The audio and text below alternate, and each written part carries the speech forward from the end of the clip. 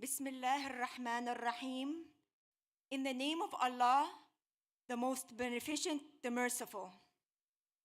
Dear brothers and sisters, dear friends, and honorable guests, I greet you with the Islamic greeting. Assalamu alaikum wa rahmatullahi wa barakatuh. Peace be upon you. It's everything and you may wish for. God's mercy and blessings be upon you all. MashaAllah, we have a good number of guests. I'm just going to remind everyone to usher people into the hall because we're going to get started now. And MashaAllah, I also see we have esteemed guests who are with us today. We have Ram and Barasan from the council at the large township of Franklin. Please give him a round of applause. Welcome him, everyone. Thank you so much for joining us, sir. And we also have representatives from Al-Falah Masjid in Bridgewater. Sister Mawish Mustafa, thank you so much for coming in with your representatives. Welcome to this 45th annual Imam Hussain Day event, which is organized by Payam Iman, Message of Peace, as well as Stand with Dignity. Payam Iman, also known as Message of Peace, is an organization that's been operating for approximately 30 years on multiple platforms. From the interpretation of Islamic literature and historic books to organization of interfaith seminars and conferences, including this annual event. With that said, I would like to just ask everyone if you can have a moment of silence for someone, a young person who just passed away recently. Brother Jafar Nawee, who was the president of Message of Peace the last 2 years, his son, I believe, son-in-law, my apologies, just passed away, and I would like everyone to take a moment of silence so you can also recite Surah Al-Fatiha with that said.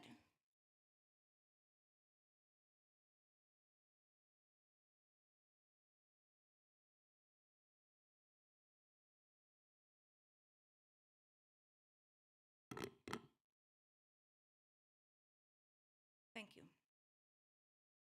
In addition, a few words about the Stand with Dignity organization. The Stand with Dignity is a global initiative by Muslim for Peace and partner organization of Payam Iman, who aims to share the universal message of Imam Hussain ibn Ali from Karbala. This message of courage, standing up for what is right, and upholding human dignity resonates with all people of all backgrounds. StandWithDignity.org is a call to action, raising awareness about the importance of living with dignity and fighting for a just society. With that said, we'll kick off the program with Quran recitation, and I would like to welcome Brother Amin Jafari to the podium. Thank you.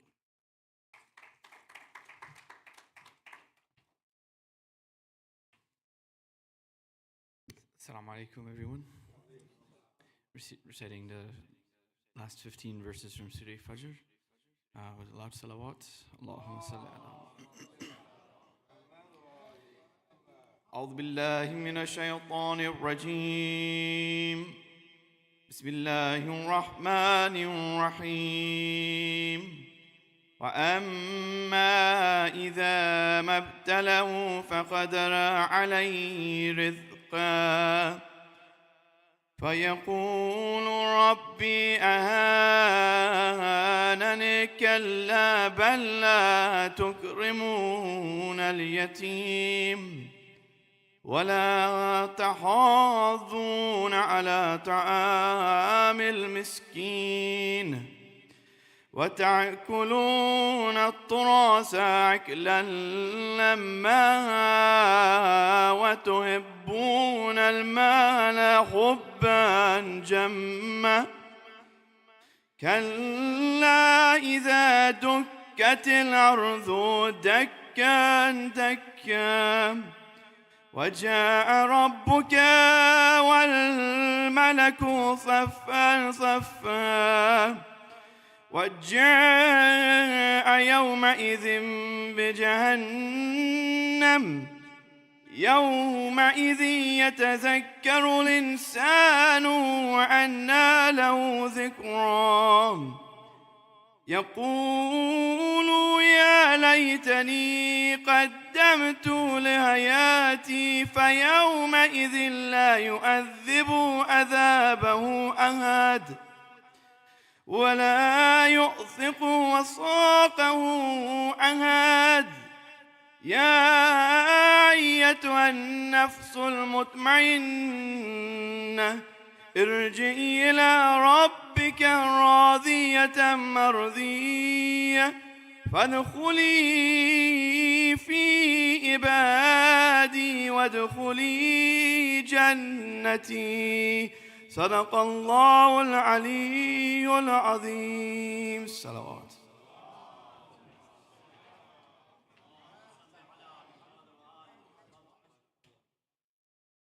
Thank you so much, Brother Amin, for this beautiful recitation. What I would like to do is introduce the theme of this event, Imam Hussain Day. For this year's theme is humanity in the face of oppression. Just a few words before I welcome our next speaker. Very relevant in this age and time, and I'm glad that we will together discuss this very important theme and discuss the tenets of humanity and how to navigate this important aspect at a time where oppression is at its peak. And the world is witnessing oppression in all facets of this earth, spreading far and wide. The topic of humanity prompts us to take a deeper look in what makes us human. A simple answer from a genetic perspective is our 33 pairs of chromosomes containing countless of genes. That's what makes us human. However, as most of us realize, this definition falls very short from appreciating the complexity of our minds and our existence. As members of the human species, we possess a unique set of features that define our reality and sets us apart from all living beings. And according to Dr. Robert Brooks, a leading speaker and clinical psychologist, he describes the five most important qualities of being human, and those are consciousness, empathy, resilience, creativity, and the pursuit of meaning and purpose. Time permitting, in between speakers, I'll touch upon each one of these aspects. The first quality, which is consciousness, which lies at the core of our existence as humans, it is the capacity to be aware of our thoughts and emotions, contemplate our actions, and engage in critical thinking. Consciousness enables us to explore our inner world, understand our motivations, ponder about the mysteries of life. Human consciousness is not just limited to mere self-awareness, but also includes awareness of others and the world around us. This heightened consciousness allows us to empathize with others, connect on emotional levels with each other, and form meaningful relationships. It is the driving force behind our desire to seek knowledge, explore the universe, and make sense of the complexities of our existence. The events of Karbala was a test of consciousness of every person who lived through the events leading to the tragedy of Ashura. That question that resonated was whether to stick to the principles and honor and reject oppression, corruption, and falsehood, while potentially risking livelihood. And we see examples of Hur al-Riyahi, one of the soldiers of the tyrant army of Yazid, whose consciousness was tested, and he witnessed and even participated in the oppression of Imam Hussain at one point in time. Yet, in the face of oppression and in a moment of awareness, he had an aha moment, and he decided to choose the path of honor and dignity and swerve away from falsehood and material gain while being so close to committing a heinous crime. Food for thought: how can you and I activate our consciousness and reflect on our daily decisions on everyday life? With that said, I would like to welcome Dr. Ahmar Jafari to give the welcome address on behalf of Muslim of Peace. Dr. Ahmar is an active member of this organization and has been a key member and one of the main organizers. Please welcome him with a loud round of applause.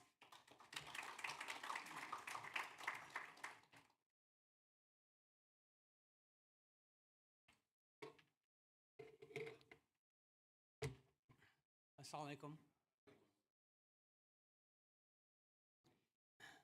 It's my pleasure to be here again, and I'll be giving the welcome address for this year on behalf of the Hussain Day Committee and our president, Dr. Farheen Fahim. I welcome you all to Hussain Day 2024, and a special welcome to respected officials, dignitaries, and our esteemed panel of speakers. I would like to begin by providing a brief historical overview of Imam Hussain Day, which has been an annual tradition since 1979. It began with a small group of individuals who collaborated to bring the memory of Imam Hussain to the public at large. Since then, people of academic backgrounds have shared their knowledge, insight, and personal experiences in the remembrance of Imam Hussain. For over 4 decades, this committee has worked to discuss his significance, bridge the gap between communities, and enhance interfaith dialogue. Sister Nasreen briefly introduced Message of Peace, and I would just like to elaborate on that organization. It has served as a publication house of Islamic literature and as a center for the dissemination of the message of Islam. It published its first magazine in the United States, which had a 10-year run from 1982 to 1992, which had a global reach. To date, Message of Peace has published over 30 books regarding various Islamic subjects for both children and adults. Next, I would like to discuss the importance of Imam Husain's message today as it relates to this year's theme, which was just introduced by Sister Nasreen, Humanity in the Face of Oppression. Imam Hussain alayhi salam laid down his life while defending the core values of humanity. He refused to give bay'ah or allegiance to the corrupt caliph of the time, Yazid ibn Muawiyah. It's famously stated that Imam Hussain said, "Someone like me can never pledge allegiance to someone such as you." Imam Hussain set an example by standing up to a tyrant. His supreme sacrifice can never be forgotten and never will be forgotten, inshallah. Leading up to the 10th of Muharram, Imam Hussain alayhi salam faced oppression from Yazid, his governors, and his army. He was forced to leave Medina, his hometown, and traveled a long distance before finally setting up camp in the distant land of Karbala. Of note, on the 1st of Muharram, it was Imam Hussain alayhi salam who offered the opposing army water to satiate their thirst. It was this same army that had driven Imam Hussain and his family and his companions from his home, but he still allowed them access to water.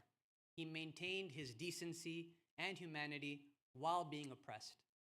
Tragically, this army would later deny Imam Hussain access to water from the river Euphrates and brutally murder him on the plains of Karbala. Lastly, it is so vital to recognize that oppression is occurring on a global scale, including from Palestine to Parachinar. Firstly, Parachinar, Pakistan is enduring severe violence and unrest. This region, located in the Kurram district along the Afghanistan border, has been the site of repeated sectarian violence. Within a 5-day span at the end of July, there have been at least 30 deaths and 145 injured. Recently, in Muscat, Oman, there was a terrorist attack.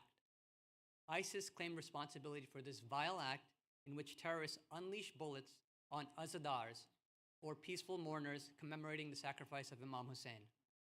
This occurred at the Imam Ali alayhi salam mosque during the eve of Ashura, which is the 10th day of the Islamic month of Muharram and considered a sacred day. 6 people were killed and at least 20 injured.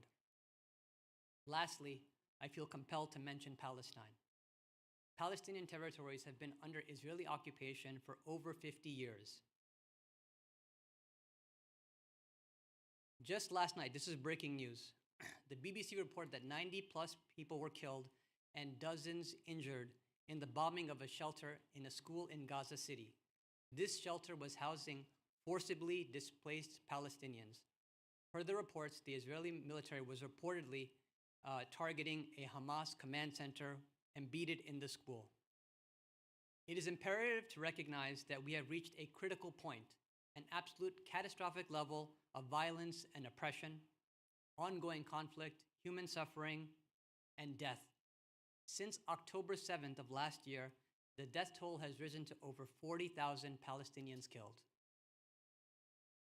In conclusion, today it seems the message of Imam Hussain alayhi salam resonates stronger than ever before. Now it is vital to bring this message to a global audience, as it will serve as a beacon of light and hope.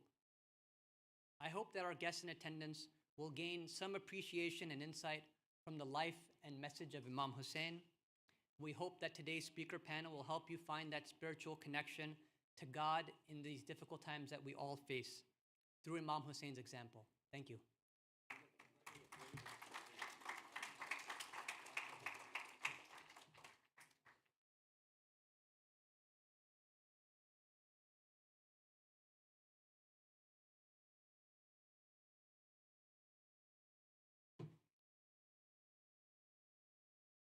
Thank you so much, Dr. Ahmar, for that welcome address. As he mentioned, we have an esteemed panel of speakers, and we're very honored and excited to listen to them today. I would like to introduce our first speaker, Father Eugene Fields. Good to see you. Who is with Our Lady of Visitation Catholic Church in Paramus, New Jersey. Father Eugene has a Master's of Divinity in Pastoral Ministry, a Master's of Arts in Church History, both from Cedar Hall, that's where I got my master's degree, by the way, and a bachelor's degree in Business Administration from the University of Dayton, Ohio. Please welcome him with a round of applause.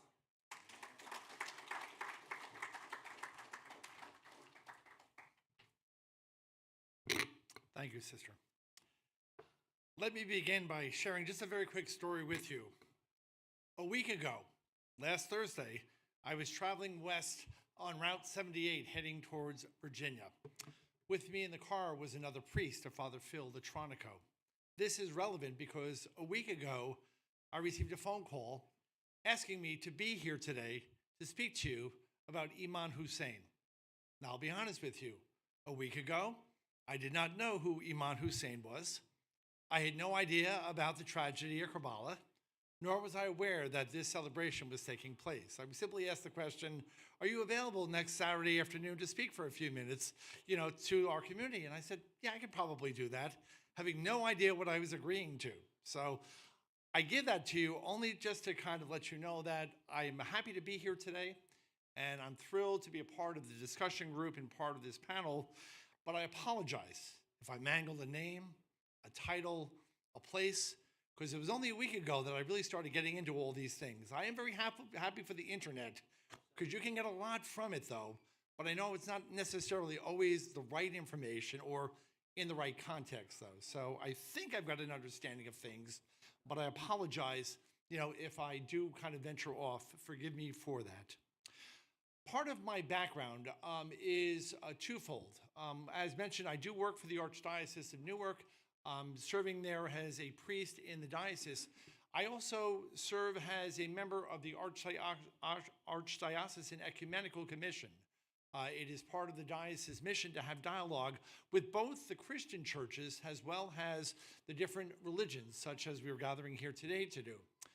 My normal field, my normal place of work, though, is usually with the Christian churches. That's kind of what I've been doing for these past 20 some odd years, is meeting and dialoguing with the Protestant and the Orthodox and many of the Eastern Rite churches. So I have to be honest, I'm a little bit like a fish out of water coming over here to the other side. I'm happy to do this, but this is not my normal, foray. Father Phil Latronico, the priest who was sitting in the car with me when this phone came in, this is his normal field of operations though. But he was unavailable today though. So I'm happy to be here in his stead and to be here with all of you. But again, all this is a little new to me. So I'm happy to learn from all of you and listen to all of you, and hopefully, I can add a little bit to what's happening here today. Oh, thank you, thank you. The other piece of my background, which is kind of also what I'm going to be sharing with you today, is I am a historian. I love history. As mentioned, I have, not only a degree in theology, I also have a degree in church history, and I happen to be a big fan of U.S. history. And so actually part of the reason I was on the car going out on 78 last week was Father Phil and I were going down to Virginia, and then on the way back we were stopping in Gettysburg for a day for a tour of the battle site there, though. So my background, though, as a historian, though, allows me often to give perspective on things that I find gives me then a focus and a foundation on which to speak. And in many ways, today, that's kind of how I would like to speak to you and approach you as I begin the topic for today. I believe that, knowing history and understanding it, again, allows us to see things not only in the past, but gives us an opportunity to interpret and to recognize what's happening in the future. Now, let me begin by recognizing three things that all of you are doing right here and right now, and you should be very much commended for it, though. This afternoon, as you've gathered for prayer, you've gathered for dialogue, and a little bit before and hopefully a little bit after, you've gathered to break bread and share a meal together.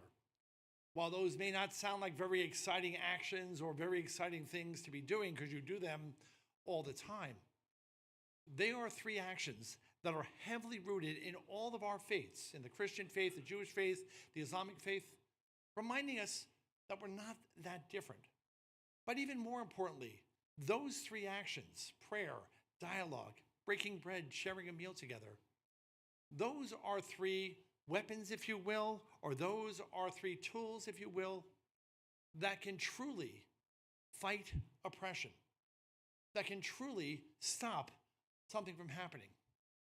When we are able to pray, when we are able to talk, when we're able to break bread together, I think you're going to be mentioning all through all those different five, right? We see our humanity coming forth. We experience our humanity in a deep way. And by those experiences, we realize that we share a common bond, that we share a common heritage, and that most importantly of all, we are all equal. We are all important. We all have a place and purpose. Yes. And people who seek to oppress others hate that. The fear is that, the fact that people will come together to talk, to pray, and to recognize the value of one another, it destroys the entire concept of oppression. And it begins to allow that to crumble. So these three things you're doing today, as simple as they may be, recognize the power of them. Recognize that through this, you can begin to make very effective change in the world around you. A fourth tool, if you will, which is kind of what I want to focus on today, is that of knowledge.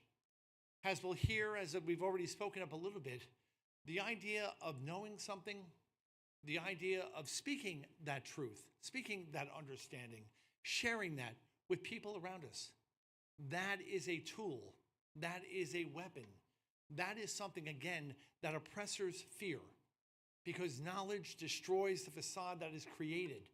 Knowledge allows people to recognize their value, their worth, their importance, and usually it destroys the lies and the misinformation that are lying out there. At any given moment, truth and knowledge can destroy everything that an oppressor has worked on and developed over time. Let me give you just two very quick examples of that, very short and simple, again, from my historical perspective. I believe most of you are familiar within the U.S. history of the 1800s. The early 1800s was, unfortunately for the United States, a period of great divide. We had the free states and we had the slave states.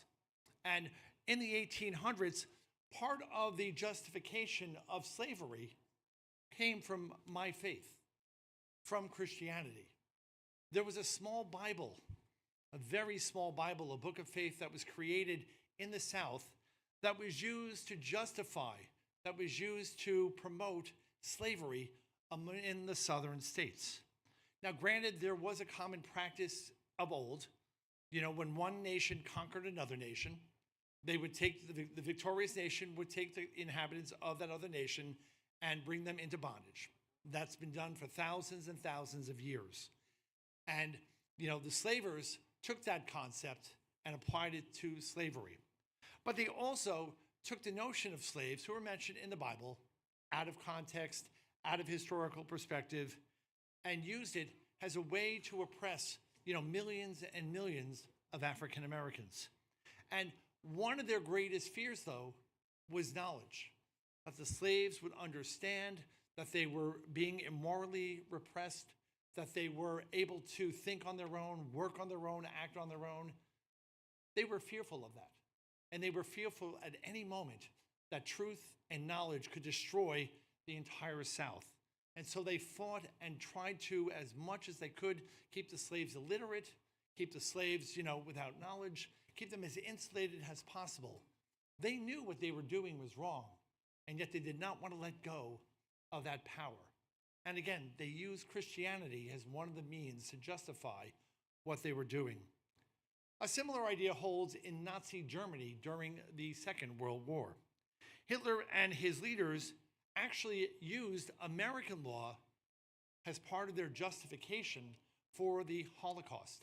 I don't know how many people are familiar with that, but the Nazis looked at the United States and they looked at the Jim Crow laws, the black laws, if you will, where we had separate but equal. We had two separate nations, and again, if you will, though, they used that as their justification, as one of their reasons to say, yes, we can take this group, this Jewish group, and we can divide them, that we can separate them, that we can place them in another thing. And every time the United States tried to protest this, every time the United States tried to argue with it, they would turn around and say, look in your own country. You're doing the very same thing. And unfortunately, again, they use those laws in order to make sure that the Jewish people were oppressed. And again, it holds true that Hitler created an environment where, again, even its own people were not aware of the atrocities that were going on. Because if the German people ultimately discovered the grand plan, the ultimate destruction of the Jewish people, they would have revolted against that.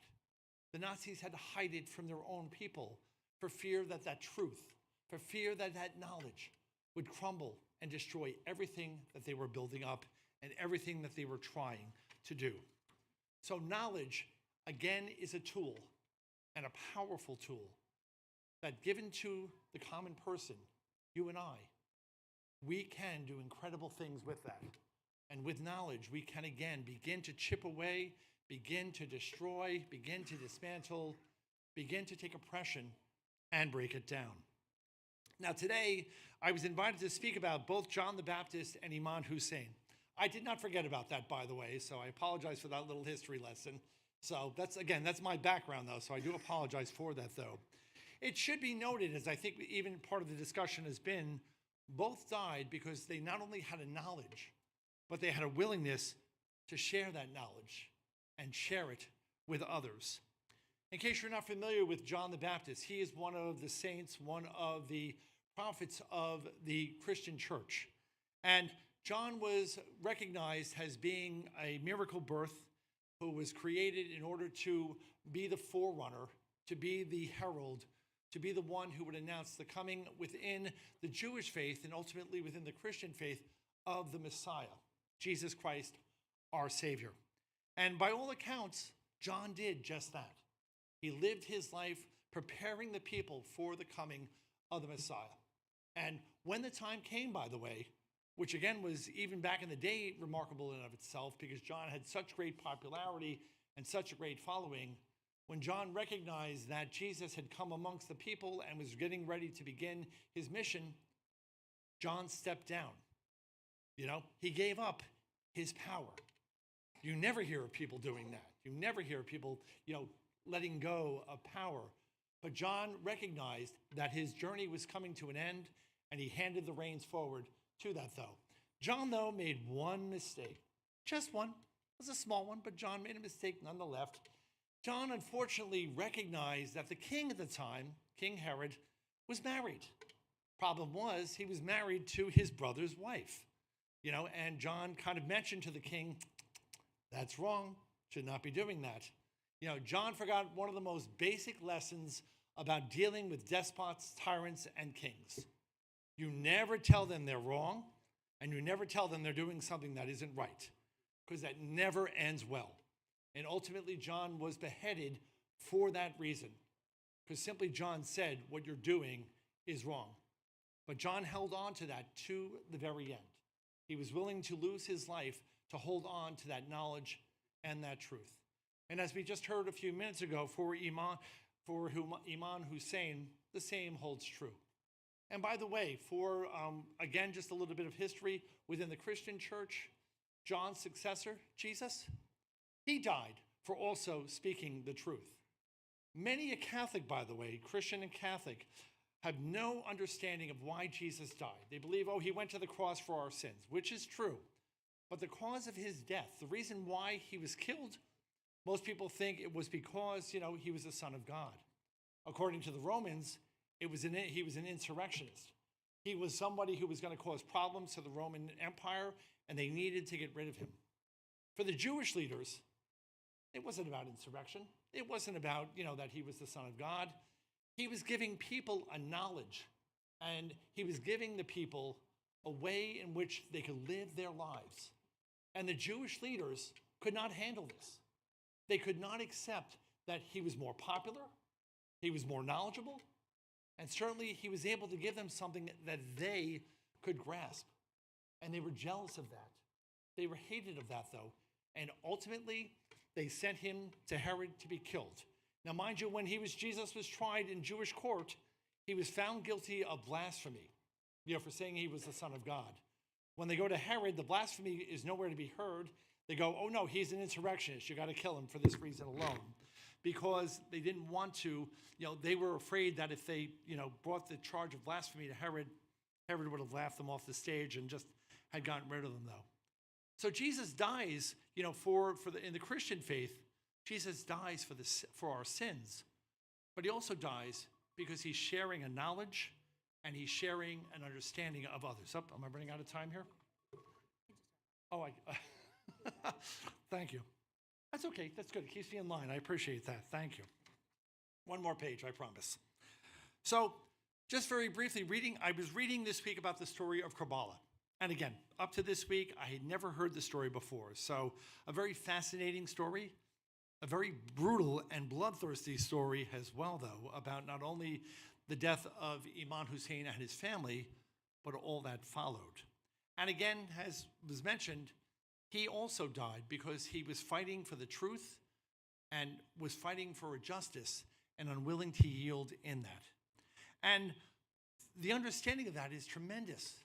Again, standing up with knowledge, standing up with truth. And again, those are weapons, those are tools, those are things that you and I have that we can use, again, to fight oppression, to fight, tyranny, to fight the things that are happening against us. Knowledge is one of the great tools that we can use to blunt oppression. And it also helps us gain an understanding not only of the past, but what we can do in the here and now. And models such as Imam Hussain and John the Baptist simply remind us that we, ordinary men and women, we can do extraordinary things if we're true to ourselves and we're willing to share what we know with those around us. I hope what I've given you today serves as a springboard, kind of a starter for all that's going to be happening this afternoon. I'm very thankful and very grateful to be here today with all of you, and I'm certainly going to be looking forward to learning with all of you. Unfortunately, my schedule is a little limited today. Something about a Catholic priest working churches on the weekends, so I've got to get back to my parish and my paying job. I got to get back to that before the day ends out here, though. But again, I thank you for this day. And please, events such as this are important. Events such as this, as simple as they may be, as insignificant as some may perceive them to be, it's here among you. And your willingness to talk, your willingness to listen, your willingness to pray together. That is the power that makes a difference in our world. And that is the power that can bring change to the world around us. It is within each one of you, alone and together, to make that difference. And certainly my prayer for you for this day, and I pray this day, this tradition continues, is that this is the beginning of something great. And certainly I'm grateful today to be a part of it. Thank you for listening to me today.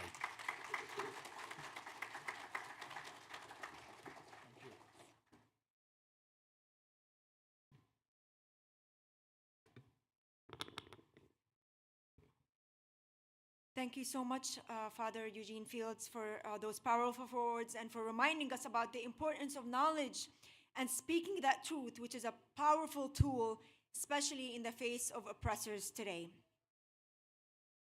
I would like to ask our guest speakers, starting with our chief guest, Brother Amir Ahmed Atuzai, who is the Pakistani representative from the consulate, as well as our guest speakers, to come up in the front, the seats in the front, please. Moulana Rizwan Rizvi, Sheikh Jalil, Nawee, if you can please come up. Did Father Eugene Fields, if you can please welcome up to the front, please.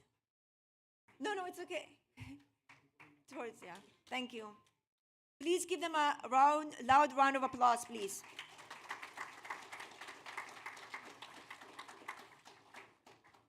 So we spoke about please, welcome. Thank you so much. Different aspects of what makes us human. We talked about the importance of consciousness. And just briefly, I'll touch upon the second tenet of humanity, which is empathy. As Dr. Brooks describes, empathy is a fundamental aspect of being human and fosters compassion, kindness, and a sense of interconnectedness with all living beings. It is through empathy that we form strong social bonds, nurturing relationships, and build communities based on mutual support and understanding. It serves as a foundation for cooperation, altruism, and the ability to address societal challenges collectively. Empathy reminds us that we are not isolated individuals, but interconnected beings. At a family level and within our communities, or even at a large scale, as we see today in Gaza with the continuous genocide, where we empathize with those who are suffering in Gaza and innocent everywhere, at the hands of Zionists. We must tap into the human part of ourselves to recognize acts of aggression and empathize with the pain and suffering of others. This empathy within us should be more than just simply an emotion. It should move us to help in action if possible, and where we take a clear stance of objection towards oppression that we are witnessing.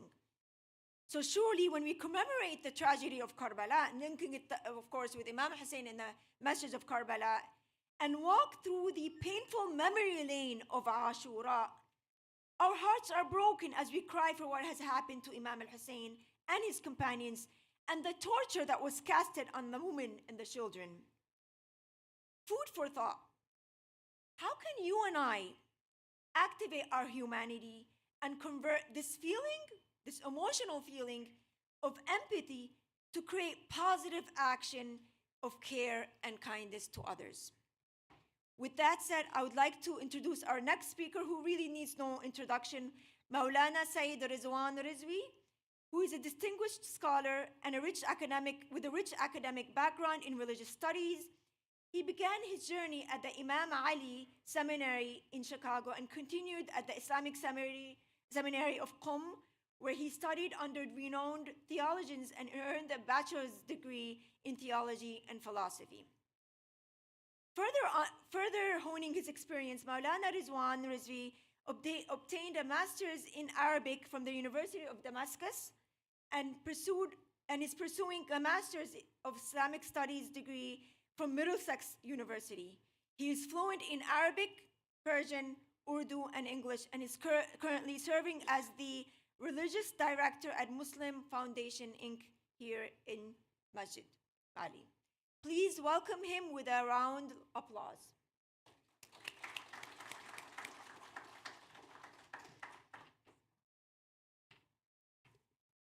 For a second, I thought you were talking about someone else. أعوذ بالله من الشيطان الرجيم بسم الله الرحمن الرحيم الحمد لله رب العالمين الصلاة والسلام على أشرف الأنبياء والمرسلين خاتم النبيين بالقاسم محمد اللهم صل وأهل بيته الطيبين الطاهرين المعصومين الذين أذهب الله عنهم الرجس وطهرهم تطهيرا الله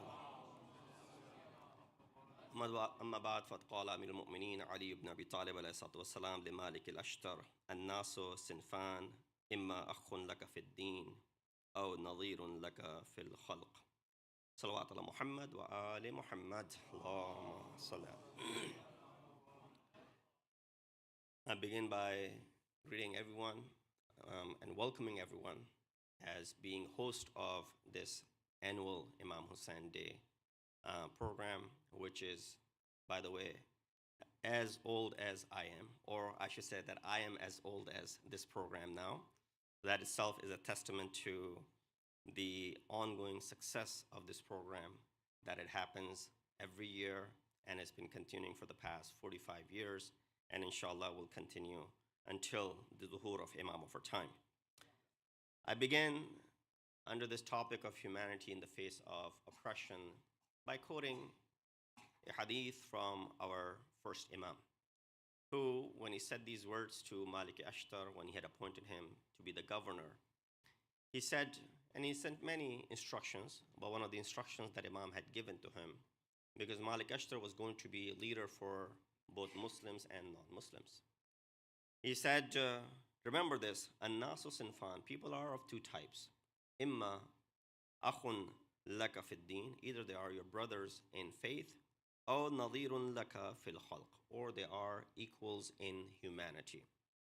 Definitely that sentence resonates with all of us living in such a diverse community here or nowadays in a diverse world altogether.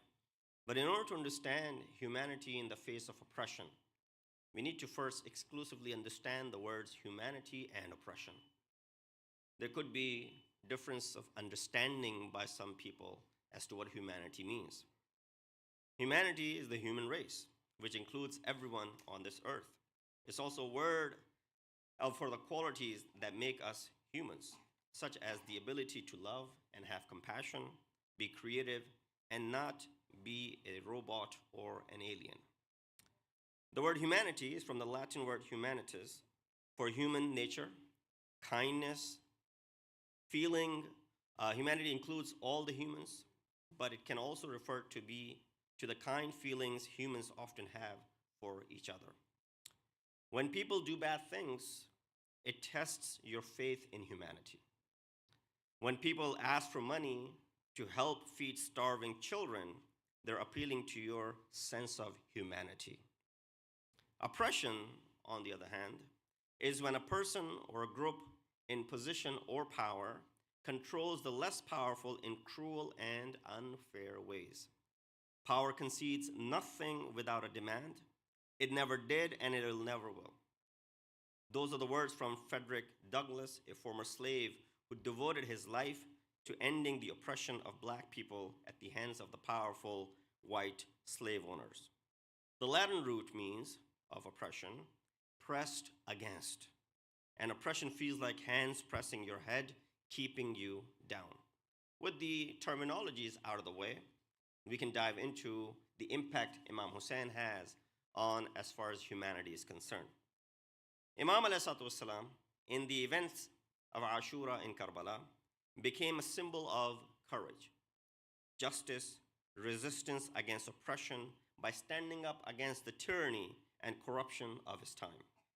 By sacrificing his own life and that of his family, he demonstrated to the world that human and ethical values are so important that they must be upheld even at the cost of one's own life. A sign of persevering human dignity in the maktab of Imam Hussain is that in his struggle against tyranny, he never engaged in inhumane actions like cutting off water or food supplies or assassinations, even though his enemies did all of that. When he first met Hur ibn Yazid al-Riyahi, 1,000-man army at the place known as Sharaf, he knew they would soon be thirsty. So he provided water to all of them, including their horses, although he could have easily denied them water to weaken them. This act was against the principles of human dignity. Remarkably, he never used this act against or this act of kindness to brag and boast. Even on the day of Ashura, when he requested water for his 6-month-old Ali Asghar, he never boasted and bragged that I provided water to you the other day, now you should do the same to me. All he said was, Ya qawm, qataltum shi'ati wa ahla bayti, wa qad baqiya hadha at-tifl yataladha atshan fasqu shurbatan min al-ma.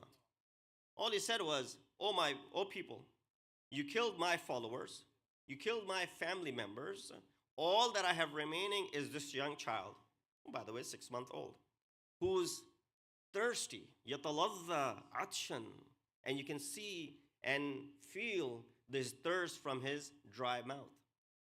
Fasquhu shurbatan min al-ma. Give him a drop of water. But of course, we all know the history, what happened to Ali Asghar. This was one example of Imam's humanity, showing humanity even to his sworn enemies, that in the dire situations, you do not cut off water for them. Imam's letters to the people of Basra and Kufa suggest that this historical battle was to provide relief to everyone from a despotic ruler. To the people of Basra, Imam wrote, O people, you have seen the actions of Yazid ibn Muawiyah. In Islam, alcohol is forbidden. Wine is forbidden. Imam says, he drinks wine, disregards divine laws, violates people's rights. I seek to reform the affairs of my grandfather's ummah, and I intend to promote good and prevent evil. So, if you seek justice and human rights, support me. Imam writes this letter, and he said, Wassalam. Then he wrote to the people of Kufa. He said, O people of Kufa, you know that we are the family of the Prophet, and that it is our duty to restore justice and human rights. Yazid ibn Muawiyah acts against the principles of Islam and disregards people's rights. I ask you to respond to the call of truth and join me in fighting against oppression and tyranny. At one point, Imam spoke to everyone in general, and he said to them, Alal Islami wassalam. In Arabic, when you say wassalam, that is bidding farewell when you're leaving. When you come, you say assalamu alaikum. When you're leaving, you say wassalam or ma'as salama. Imam said, Alal Islami wassalam. You know, bid farewell to this Islam and this religion of yours. إِذْ قَدْ بُلِيَتِ الْأُمَّةُ بِرَاعٍ مِثْلَ يَزِيدٍ. When the nation and the ummah is being led by a person like Yazid. Don't expect anything good coming out of this. And he spoke in general to all to awaken their slumber and bring them out of their slumber. And then those famous words that I'm sure every Shia and even every Sunni knows. The words that should be written with gold. Imam, upon leaving Medina, he uttered these words. He said, Inni lam akhruj ashran wala batara. I did not rise up out of arrogance or recklessness or to spread corruption or to oppress. This is part of the famous statement, of course, by Imam Hussain, where he clarifies his motives for rising against Yazid, emphasizing that his actions were driven by a commitment to justice and righteousness, not personal gain or any sort of ambition. He continued, Uridu an amura bil maruf ila al-akhir. He said, I only rose to seek reform in the nation of my grandfather. I want to enjoin good and forbid evil and to follow the way of my grandfather and my father. A question for all of you. Did Imam Hussain achieve these goals? Was he able to change the mindset of the Muslims in the 61st year after Hijrah to uphold these true teachings of Islamic teachings as mentioned in his farewell words? Was he able to attain or was he able to achieve Amr bil Maruf, Nahi anil Munkar? Was he able to change the mindset of the people? Was he able to bring about any of this reform that he's asking for? My answer would be, in the 61st year after Hijrah, he did not. Because if he had achieved, he would not have been martyred. If he had achieved this feat, he would have been saved. The same people would not have taken his life. They would have stepped back. They would have said, "Oh, Hussein, we want to follow the teachings of your grandfather. This is not what your grandfather taught us." The same Yazid who in his own court says, when a Christian ambassador asked him, "Whose head is this?" Initially he responded by saying, "Don't worry about it." But then when persistently asked by this Christian ambassador from Rome, he responded by saying, "This is the head of grandson of Rasulullah." The Christian ambassador became infurious. He was enraged by this answer. He said, "What kind of religion do you follow, that you killed the grandson of your own prophet?" Yazid reminded him, he said, "If it wasn't for the teachings of our prophet not to take a life of a non-Muslim who is under the custody of Muslims, I would have beheaded you as well." You know what that Christian ambassador responded? He said, "You worry about the teachings of your prophet regarding non-Muslims, and you go ahead and slay and kill his own grandson? I denounce my faith, and I want to be on the path of Hussein ibn Ali.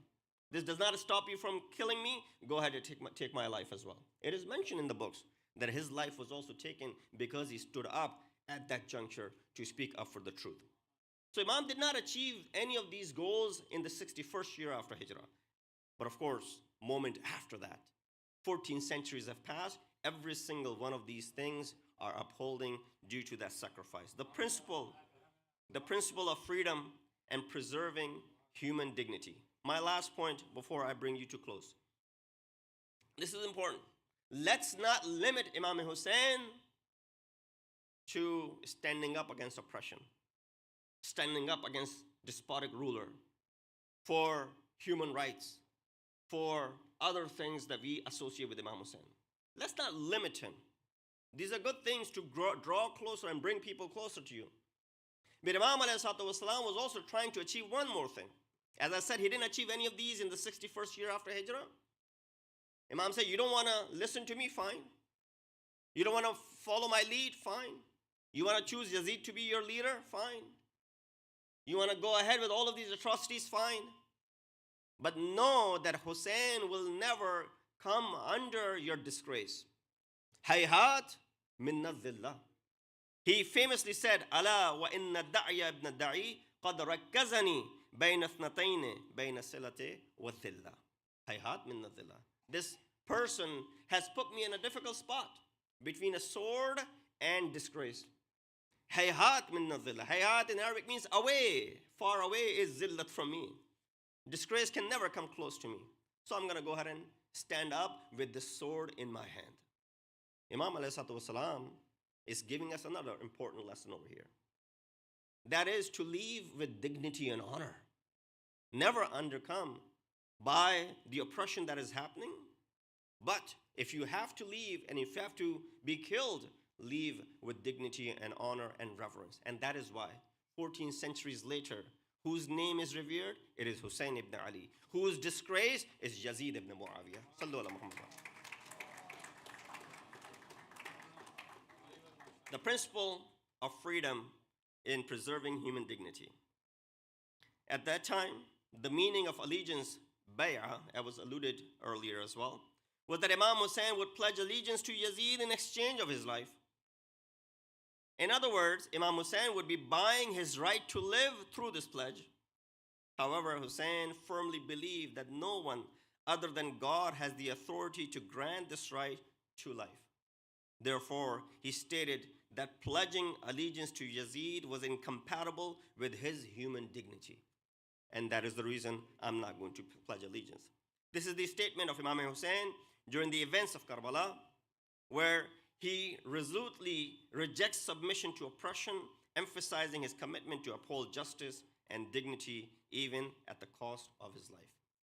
One more aspect of Imam's humanity in the face of oppression.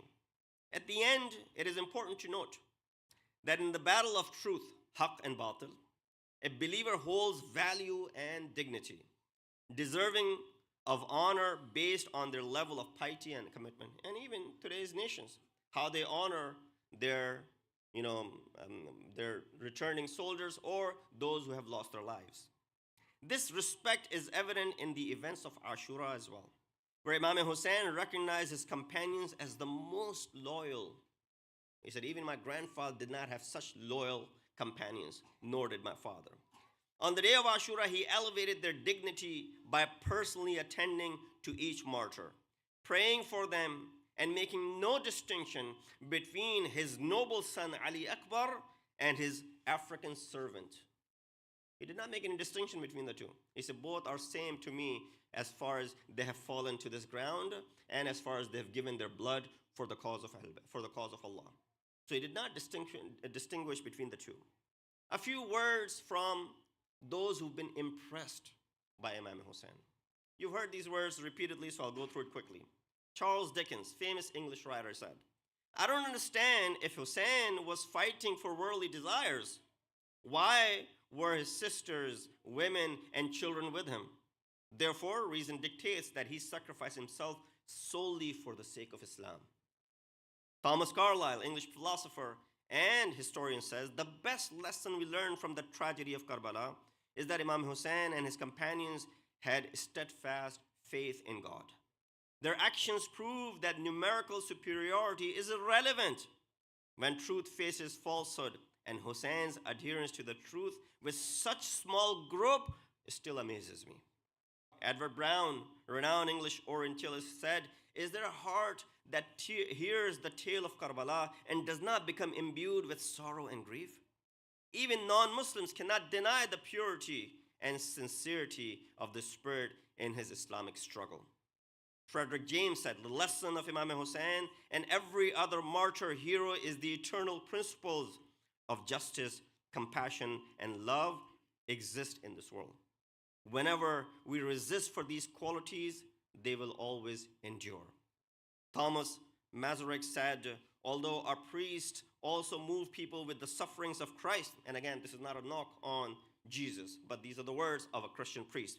He said, although our priests also move people with the suffering of Christ, peace be upon him, the favor and the enthusiasm found among the followers of Hussain will not be found amongst the followers of Christ. It seems that the sufferings of Christ are like a feather compared to the great sufferings of Imam Hussain. These are his words. Ahmad Mahmoud Subhi said, although Hussain ibn Ali was defeated in the military or the political field, history has never seen a defeat that has had such a beneficial effect as the blood of Hussain. His blood became a cry that shook thrones and governments. And last but not least, Anton Barry said, if Hussain were one of us, he's again a Christian priest, if Hussain were one of us, we would raise a flag for him in every land and set up a pulpit in every village, calling people to Christianity in the name of Imam Hussain. I leave you with these thoughts. We ask Allah subhanahu wa ta'ala to give us a tawfiq and ability to understand the mission of Imam Hussain and to be able to implement it in our lives and especially for our future generation. Assalamu alaikum wa rahmatullahi wa barakatuh.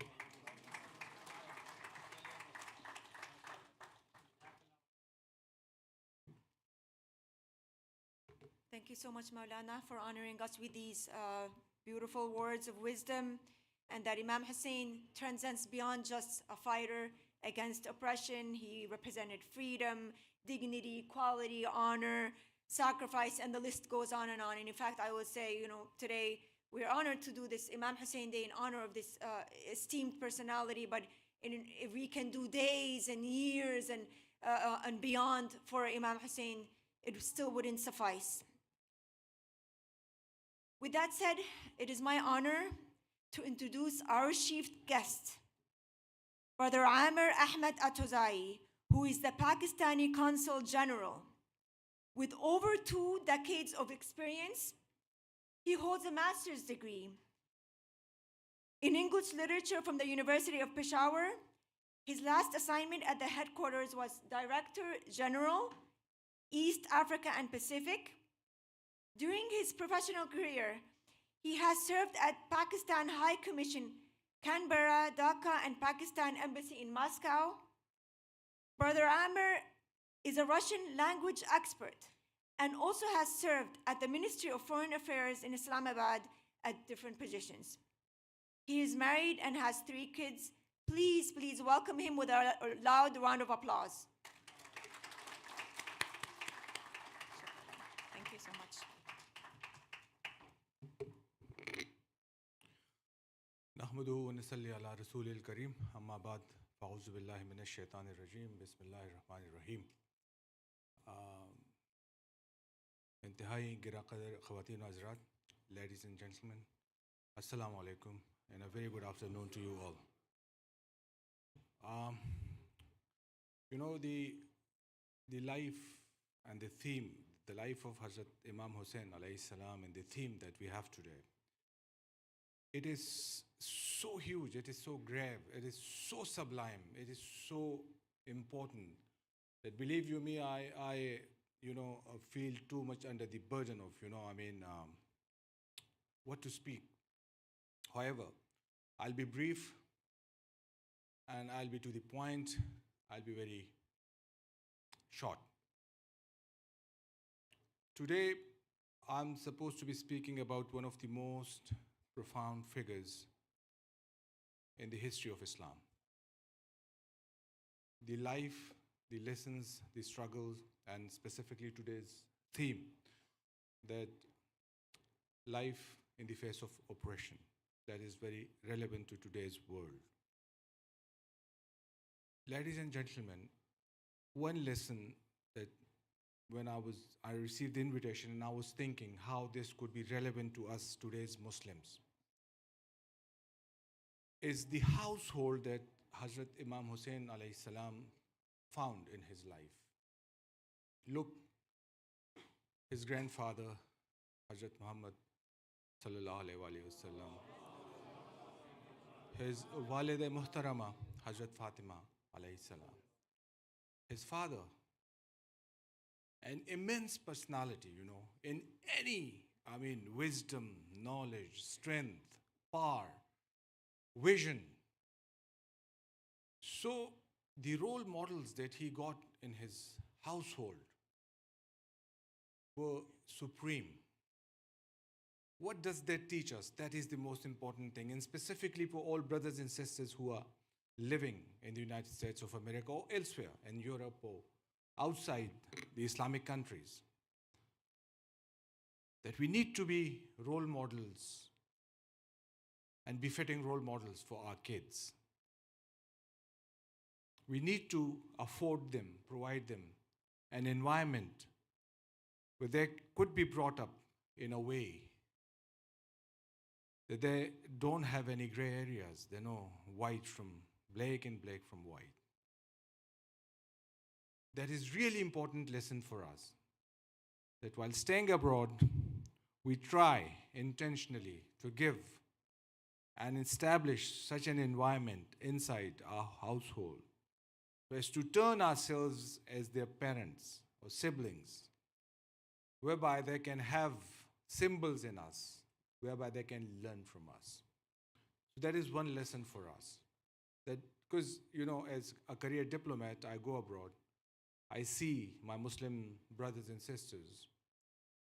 Some of them are lost, in the culture or in that civilization where they are living.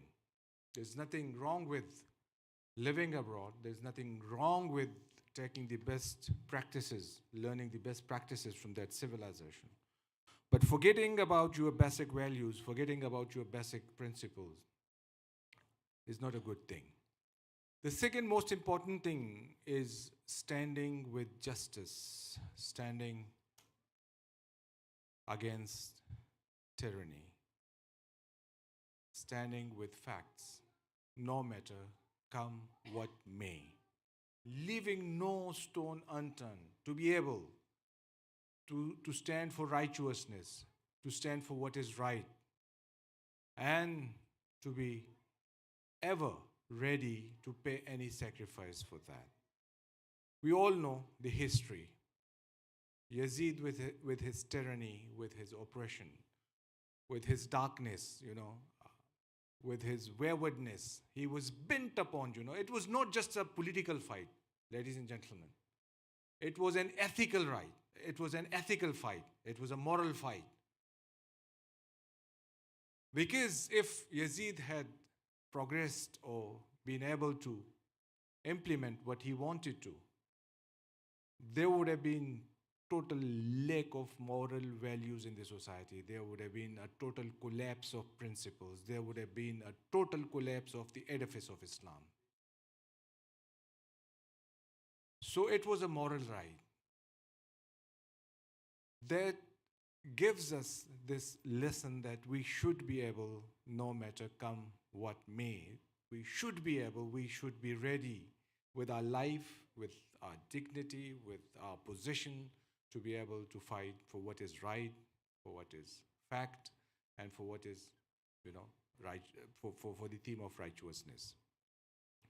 The second most important thing, as was mentioned by other speakers, is standing against, resistance against oppression.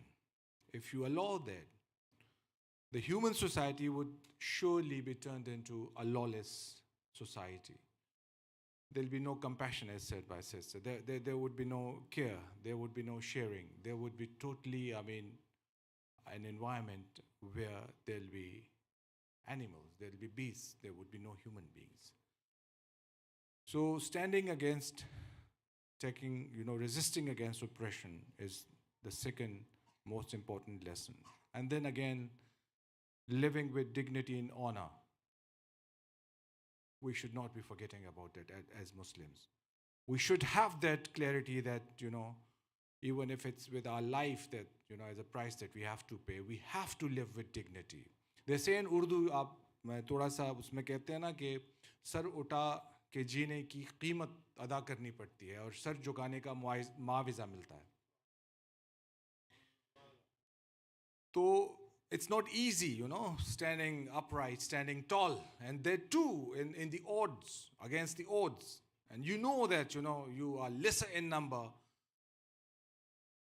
It takes, a blood that is pure, a DNA that comes from, some place.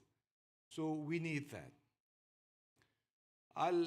In conclusion, I would definitely say that, the principles for which Imam Hussain alayhi salam led his life, sacrificed his life, those principles are today as relevant as they were then. If we see, ladies and gentlemen, there is too much oppression in today's world. There is too much injustice. And there is a call for all of us to stand for what is right, for what is just, and for all the wrongs that are being committed. The battle between evil and good is eternal. And so is the message.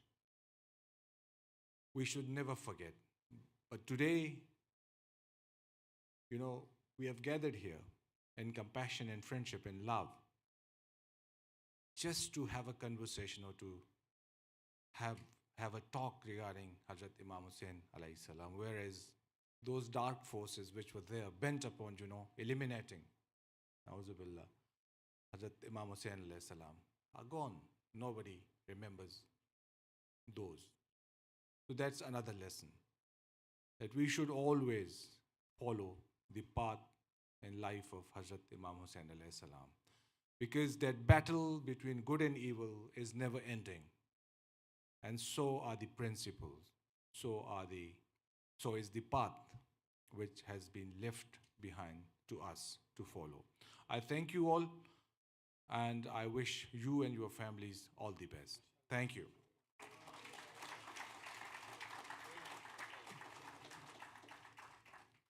Thank you so much for these words of wisdom and for reminding us that Karbala transcends beyond just the time of Yazid, that we need to apply it today in today's world and see how we can stand up for truth and for all oppressors at this time.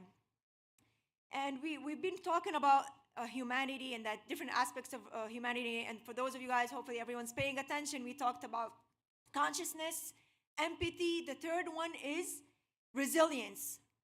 Resilience, which has been defined by psychologists and including Anne Maston as a capacity to adapt successfully to adversity, challenges, and setbacks. As humans, we encounter many adversities in our everyday life, all of us. It is this strength that emerges from facing adversity, learning from our experiences, and growing stronger in the process, which makes a difference. Resilience is not just about avoiding difficulties or and whatnot, but embracing them as opportunities for growth and transformation. And what better example do we have than Lady Zainab alayhi salam, the sister of Imam Hussain, who in the midst of adversity, she stood strong in the face of the tyrant of her time and did not shy away from speaking the truth, even as a female. So she's a role model for women at that time and to this day and for eternity, that as a female, you are empowered to speak the truth. There is no such thing in Islam as woman is oppressed. Look at Lady Zainab, we learn so much from her. Her statement, her famous statement, which rings in our minds always, "I see nothing but beauty," speaks volumes of her resilience. After the tragic day of Ashura, she saw the blessed head of her brother cut off. Yet she controlled herself and was patient. And she had a huge mission to take care of, including taking care of the Imam of her time, Imam Zain al-Abidin alayhi salam, who was ill at that time. Allahumma salli ala Muhammad wa ali Muhammad. Allahumma salli. And she took lead of caring for the women and children. So food for thought. I'm always leaving you with this food for thought. How can you and I become resilient in our everyday life as we face oppression or abuse? Perhaps in a family setting, a friend or coworker, or even just a tough situation that requires patience and faith in God. With that said, let's change things up a bit. We're now going to have a special video presentation presented by the Stand with Dignity organization. Stand with Dignity has achieved global impact with campaigns running in major cities across the USA and even reaching Australia through their billboards and outreach efforts.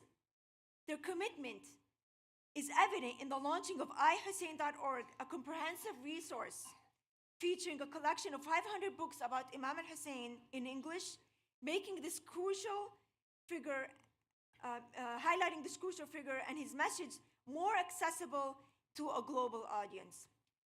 There will also be an upcoming event, so please mark your calendars. This will be the 2024 Arba'in Peace Walk, which is held every year, close to the time of Arba'in, and it will be held on Saturday, August 24th at approximately 1:30 to 4:30 p.m. at Monument Park in Heinz Plaza in Princeton, New Jersey. So this is again, Saturday, August 24th will be the 2024 Arba'in Peaceful Walk at Heinz Plaza in Princeton, New Jersey. So let us take this opportunity to come together as a community to commemorate the Arba'in of Imam Hussain. Many of those of us who are not able to go there and to be there in Karbala for the Arba'in commemoration, we can at least participate in this beautiful way. And this event really is a testament of our shared values of peace, compassion, and unity. We encourage you to bring your family and friends and to participate in this meaningful walk. So please do spread the word. With that said, ABC team, are we ready to project?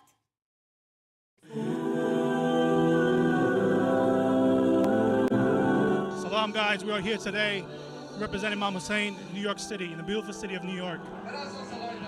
Many years ago, he sacrificed his life for the religion and for us, and we're here to show him and support him as we go forward. Today we have come here to the annual NYC Jalus with the goal of spreading the message of Imam Hussain alayhi salam. You come with roses, LED trucks, and information pamphlets annually to give to people who may or may not be aware of the tragedies of Karbala and the importance of the message of Imam Hussain. I think that's beautiful. Assalamu alaikum, meaning peace be upon you. I'm here today with Stand with Dignity to commemorate the death of the grandson of our holy prophet, Imam Hussain. This procession today really touches my heart because it gives me a reminder for why we are so touched by this message of standing against oppression. We're here in New York City in Manhattan to commemorate the martyrdom of Imam Hussain, the grandson of the Holy Prophet of Islam, who echoed on the plains of Karbala the notion and the idea that Patrick Henry reflected in the Second Virginia Conference, give me liberty or give me death. And as a result of his martyrdom, it reawoken the people back to the religion of Islam. So every year you'll see Shia Muslims commemorate his death and martyrdom. So you see this is like mimicking a funeral procession. So everyone's in black. They're basically chanting the story of what happened. They're beating their chests out of sadness. And the idea really is to invigorate the morals and beliefs and ideals that Hussein stood for. I'm at the 2024 Jalus, which is the annual procession for Imam Hussain. Unfortunately, there's a lot of atrocities, a lot of injustices happening in the world. Imam Hussain is one of the few individuals that stands for peace, hope, and justice. He is an inspiration that motivates us, encourages us to keep fighting for justice and for what's good. God bless all Muslims. And thank you for everybody. We stay now hand together, please. There's no day like Imam al-Husain's day, but every day is Ashura and every land is Karbala.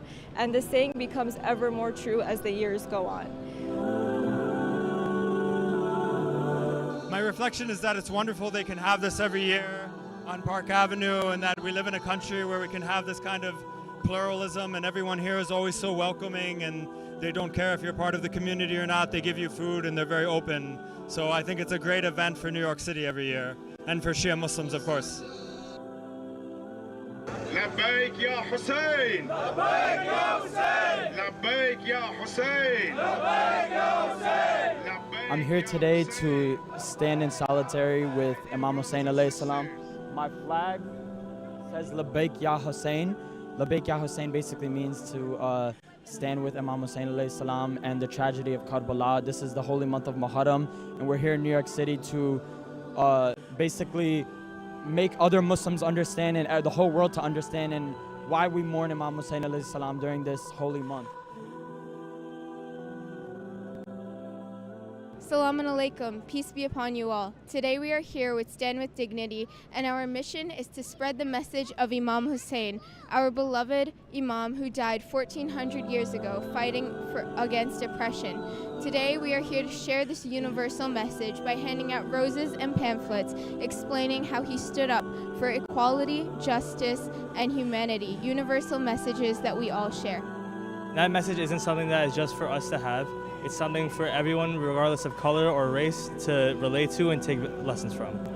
Our goal in coming here is to inflame the love of Imam Hussain in anybody's hearts that we can reach, to keep the message of standing against cruelty and injustice alive and well through centuries to come. History often repeats itself, and we see that all across the world, in our backyards, and by believing in Imam Hussain and connecting with him and in the religion of Islam, we find strength to overcome that and to fight for what is right. And every year that we come for this procession is a great reminder of that. Thank you. Thank you. Thank you. Thank you. Thank you. So thank you. Thank you. Thank you so much. God bless everyone.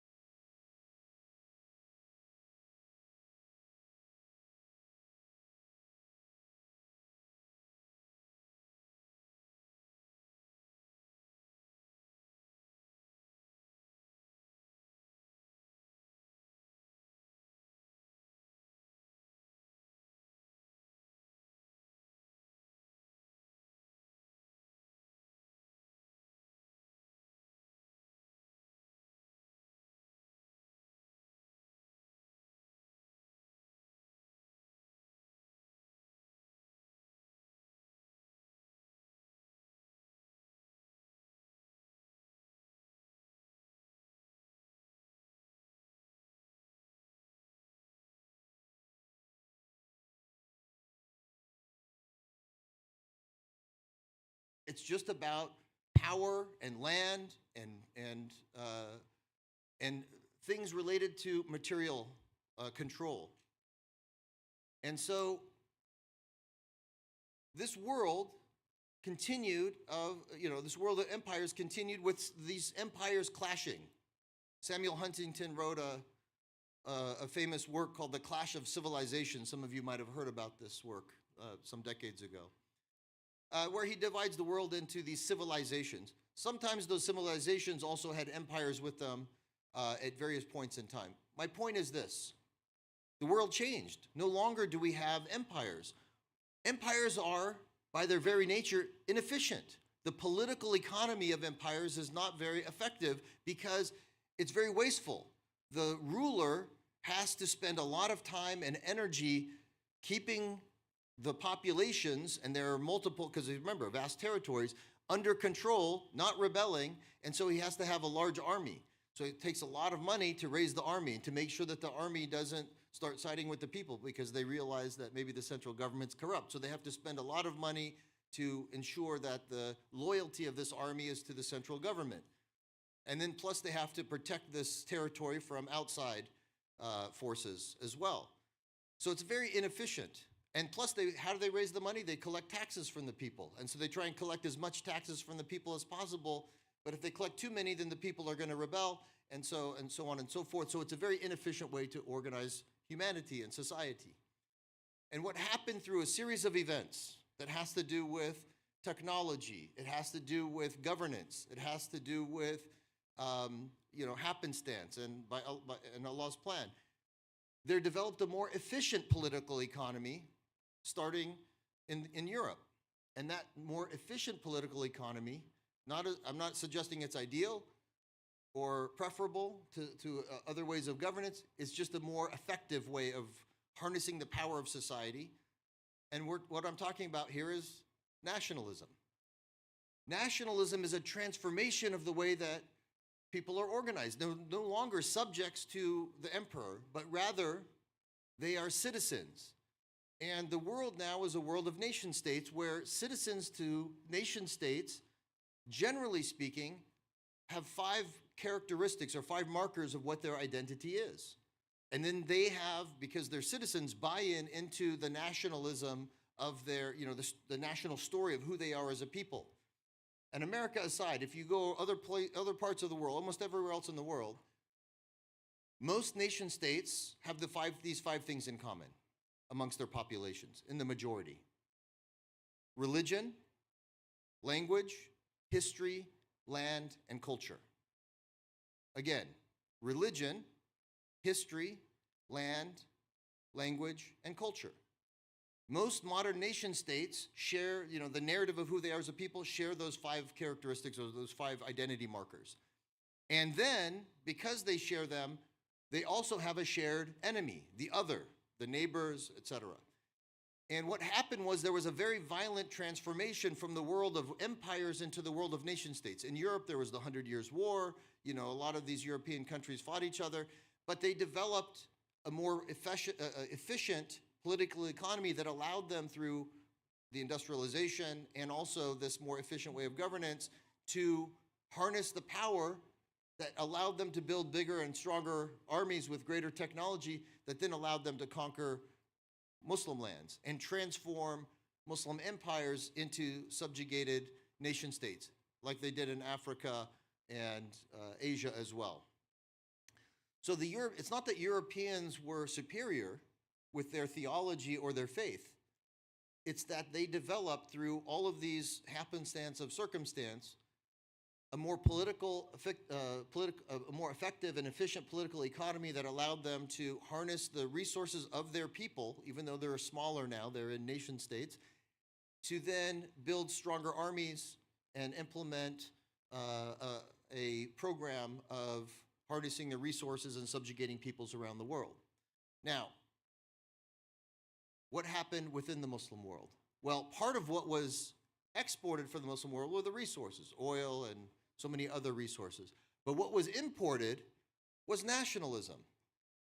If you read the autobiography of Ataturk by Lord Kinross, it's a 702-page tomb of a book, they talk about how he, as a general within the Ottoman Empire, had absorbed nationalism as his worldview, and therefore went about undertaking a systematic transformation of the Ottoman Empire in the face of during World War I, where the French and the British and even the Russians, they were eating away at the empire. He said, you know, what we're going to do when they were fighting in World War I, he said, we're going to defend this Anatolian peninsula, and we are no longer going to be an empire, we are going to be a nation state. And he came with the phrase, Nemutlu Turkan Diana, which means, I'm proud to be a Turk. And he made everyone say it. Well, the problem is there weren't all Turks in the Anatolian Peninsula. There were also Kurds. Kurds are also Sunni Muslims, like the majority of the people who lived in Turkey, but they had their own language, their own culture, their own history, their own territory, which is the southeastern part of the country, and their own culture. So he saw them as a threat to the Turkish nationalism, the ultra-nationalism of what it meant to be a Turk, which was to speak the Turkish language and to be Sunni Muslim and, you know, to have this territory and this culture and this history. So he went about oppressing the Turks. But not only that, the Armenians. Everyone has heard of the Armenian genocide, right? Why is that? It's because the Armenians also claimed the same land, but they are Christian. So they have their own language, history, religion, language, and culture. So what happened was a systematic expulsion and ethnic cleansing of the Armenians that resulted also in a genocide of the Armenian people, who then got, you know, pushed out of that territory, and, you know, ultimately some of them landed in Armenia and others are in a diaspora. I mean, in Jerusalem, there's an Armenian quarter, all right, part of the old city of Jerusalem. So nationalism, if you look at all of the conflicts, now let's take it outside of the Muslim world for a second, because this is not just a Muslim phenomenon. The Irish, Northern Ireland, you guys have heard about the Troubles, as they're called, euphemistically. What's going on there? Well, you have a people that share four qualities. They have the same language, history, land, and language. What do they differ in? Religion. Half are Protestant, half are Catholic. And our father Eugene already left, but he would tell you the Catholics there were the oppressed minority. Why? Because the British Empire that conquered that land, they were supporting, and they were Protestant, they were supporting the Protestants of Northern England and giving them weapons and power. So the Catholics of Northern Ireland were the oppressed, even though they were about equal in number, they were the oppressed population in their own land. And so there was a conflict that resulted in a military conflict, and things like blowing up cafes and, you know, all kinds of violence. And I was asked once to speak at and I'm going to be speaking again in February at the Religious Education Congress, which is 60,000 Catholics in Southern California gather for our conference. And I was introduced by a father once who said, a priest, who said, we're going to have this Muslim talk about, you know, peace and war in Islam, but let's also remember Northern Ireland, where people in the name of Catholicism committed acts of violence, not in an expression of the teachings of Jesus, but because of their just political circumstance. And so nationalism subjugates religion and takes it as just a cultural marker, a nationalist marker, and strips it of the value, the humanity, the message, the essence, the core of the teachings of faith. So in other words, oftentimes nationalisms might have a religious element, but that religious element isn't reflective of the values of that religion. It becomes religious tribalism, modern religious tribalism. And what we learn from Al-Hussein is that religion, when done right, calls us to our higher selves.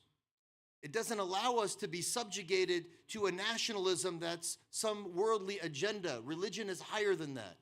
Religion prepares us for the day in which we will stand and be held to account by the one who created us and inspired us and blew into us from his own spirit. And on that day, we will stand alone. That's what religion does. It calls us to a higher self. And when we are held and we hold ourselves to that account in this world, then we will stand on principles of truth, justice, dignity, and freedom, what Imam Hussain stood for and died for on Karbala. So he was a person ahead of his time, and I'm very grateful for your invitation to this commemoration here at Masjid-e-Ali.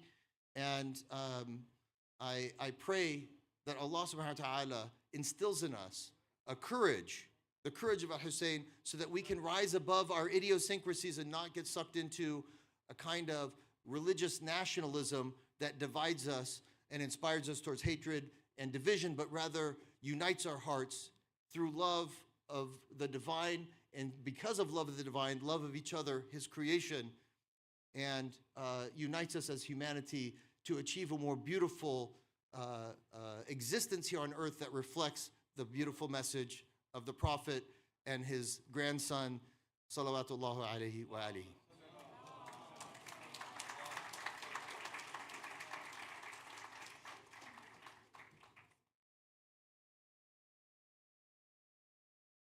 Thank you so much, Dr. Turk, for these beautiful words and really for highlighting an important principle, which is the concept of higher self. I love that.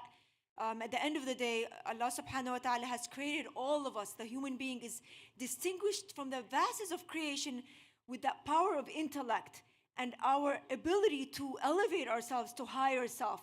And what better of an example we have that Imam Hussain alayhi salam. So I thank you so much for highlighting that. I really appreciate it. Please give him a loud round of applause. Thank you. So we've been talking about different aspects of humanity. This afternoon, we talked about consciousness, we talked about creativity, we talked about empathy, resilience, and now just very briefly, I'll talk about creativity. Creativity is that innate human quality that allows us to transcend boundaries and express our thoughts, emotions, ideas in innovative ways. It is a driving force behind art, music, literature, science, and technological advancements that we can leverage in our everyday life, and our creative capacity that enables us to imagine new possibilities and solve complex problems, and so on and so forth. So when it comes to Karbala, question, how can we leverage the creativity that is within ourselves? And everyone has, different levels of creativity. I don't think my levels are very low when it comes to art and whatnot, but I learn a lot from others. And we see, mashallah, our youth and many different organizations and groups, individual or collectively, doing different efforts to spread the message of Imam al-Hussein, for example, through art, poetry, paintings, and so on and so forth. So food for thought. How can you and I use our creativity to showcase the events of Karbala to the masses who may not have heard about it, and highlight the principles of humanity? How can we use our creativity to tap into the humanity of others and showcase the oppression that is transpiring worldwide, including in Gaza, Pakistan, Afghanistan, Lebanon, Yemen, just to name a few? How can we use our creativity to awaken our hearts and the hearts of others to become activists for the oppressed and to become their voices? With that said, it is my honor to introduce our next speaker, Sheikh Abdul Jalil Nawee. Our next speaker is known by our community, and he really needs no introduction. However, to do some due diligence, he is the resident Alim of Idara-e-Jaferia Center in Maryland. He began his Islamic studies at Al-Hidayah Islamic School and later became a teacher at Al-Hidayah Islamic School, where he taught for many years. He started his Hausa studies at the Ahlul Bayt Institute in Accra, Ghana, and became a teacher at the institute after years of service, where he continued his Hausa studies in Iran.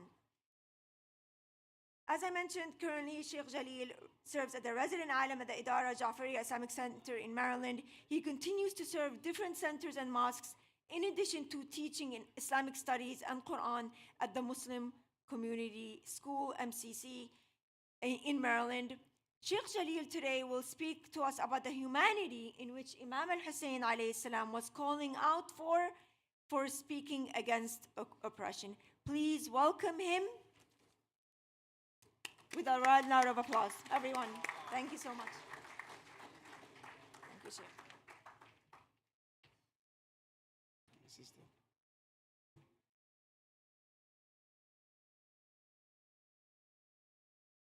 أعوذ بالله من الشيطان الرجيم بسم الله الرحمن الرحيم الحمد لله رب العالمين ثم الصلاة والسلام على أشرف الأنبياء والمرسلين سيدي وحبيبي ونور قلبي أبي القاسم محمد اللهم صل على محمد وعلى أهل بيته الطيبين الطاهرين المعصومين الذين ذهب الله عنهم الرجس وطهرهم تطهيرا اللهم صل على محمد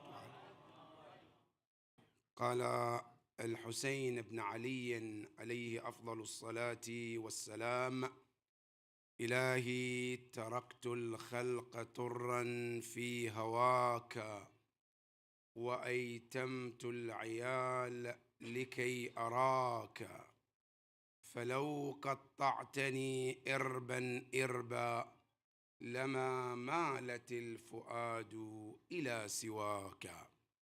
وصدق الإمام الحسين عليه السلام وقال أيضا إن لم يستقم دين محمد إلا بدمي أو إلا بقتلي فيا سيوف خذيني. وصدق الإمام الحسين عليه السلام صلوا على محمد وآل محمد صلى الله عليه. My dear brothers and sisters, distinguished, honored scholars, the leaders of the communities, professors, engineers, doctors, Assalamu alaikum wa rahmatullahi ta'ala wa barakatuh.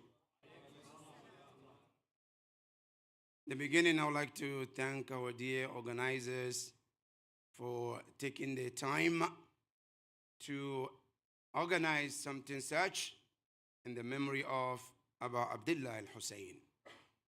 And I pray to Allah subhanahu wa ta'ala that this becomes, insha'Allah, the way of shafa of Imam Hussain on the day of Qiyamah, insha'Allah. And may the Almighty Allah reward all of you for participating and being part of this great mission of Imam al-Hussain alayhi salam. My dear brothers and sisters, I begin my speech with the saying of Imam Hussain alayhi salam, which is quoted that Imam Hussain said those sentences in his final moments on the day of Ashura, when everybody is killed and left nobody but himself.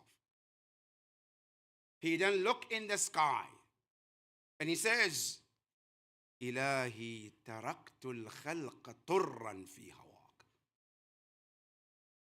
I call this speaking to Allah from heart to heart, where he said, oh my Lord, taraktul khalq, I'm leaving the entire creation. Meaning I have families who I love. I have people who are dear to me, but I'm willing to let all of them go.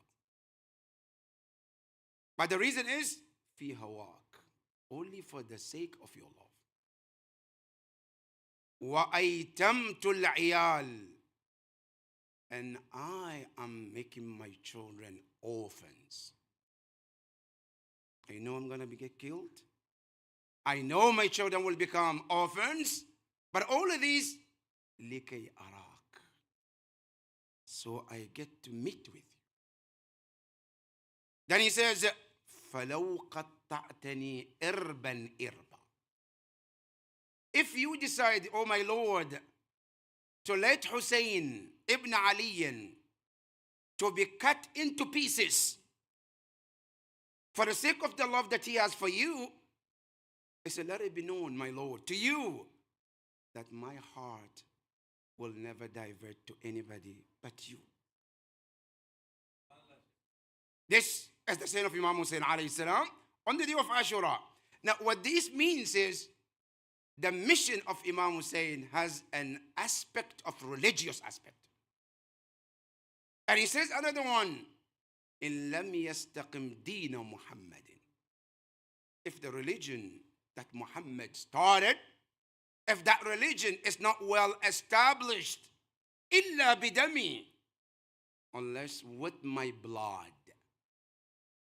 If this religion cannot establish, cannot continue without my blood, I say, oh, the swords take me. In other words, Imam Hussain wants to say this, brothers and sisters. Ya Rasulullah, you plant the seed of Islam, yes. But that seed needs something called water to survive. That tree cannot survive without water, right? This Islam cannot survive without the blood of Hussein. I say, Ya Rasulullah, my blood is the water to irrigate the tree of Islam that you started. And that is why it is said beautifully by some of our scholars. They say, Al-Islam Muhammadiyul Wujud wa Husayniyul Baqa. It's Islam. Yes, it's founded by Prophet Muhammad. But who kept the Islam alive till the day of Qiyamah? It's Al-Hussein alayhi salam. This is called the religious aspect of what Imam Hussain alayhi salam.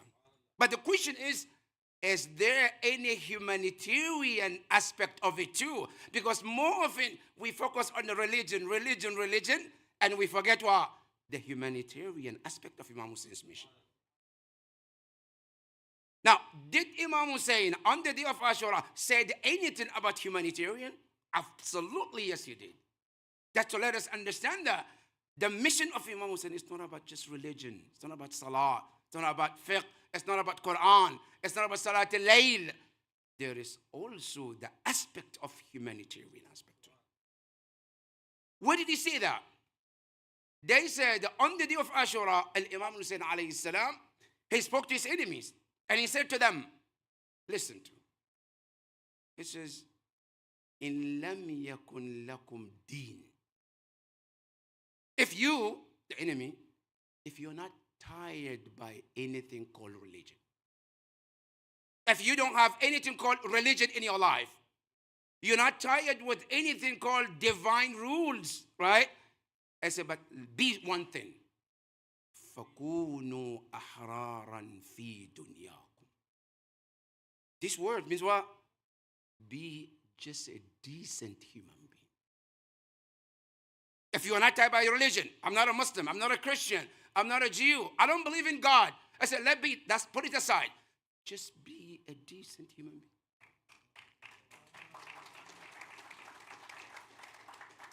That is Imam Hussain telling them, right? That in Islam, it's not about just being religious, just being a Muslim. Just be a decent human being is enough. And that is one of the lessons we want to draw from the Imam Hussain alayhi salam. And the whole day of Ashura, what are the lessons that Imam Hussain have taught in terms of humanity, in front of the oppression? Imam Hussain gave so many examples, which has nothing to do with religion. It's just be human being. Just being a normal human being. That's all he asked. And today, if all of us, me and you, my brothers and sisters, if we are just gonna implement this, just be a decent Muslim, we would have served the purpose of Imam Hussain. I'm not asking you to be ayatollah, religious, no. Just be a decent human being that is required as a human to be. That itself serves the purpose of Imam Hussain alayhi salam.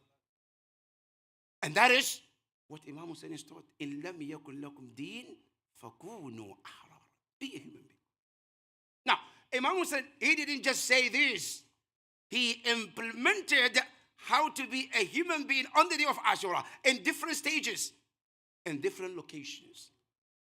That today, if you and I are to take those and implement in our day-to-day life, when we hear, when Imam says that, هل من ناصر ينصرنا هل من معين, many of us, we think about religion. No, brothers, leave religion aside. Just take what Imam Hussain taught us being human being. And implement just being a human being and see how that can make you a better soldier of Imam Hussain alayhi salam.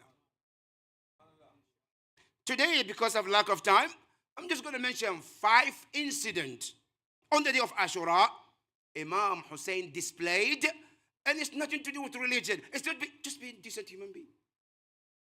In front of the oppression, in front of the oppressors, which can be a lesson or take-home message for all of us.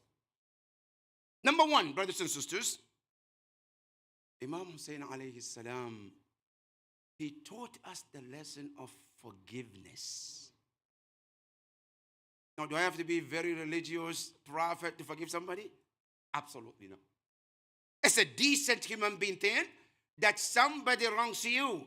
They realize they're wrong. They come. They sincerely apologize. Forgiving them is a decent human being act. Now, brothers and sisters, I want to emphasize on this because this, if we want to capitalize on it, many of our marriages can be saved if we can be just learning to forgive each other. Today, many of our relationships, marriages, relationship between father and the child, or father and the son, mother and the daughter, has been displaced, has been dispersed, has been destroyed because of lack of forgiveness. And Imam Hussain taught us how to forgive. Who? His friend? No, his enemy. Right? When Hurr ibn Yazid al-Rayahi came to him,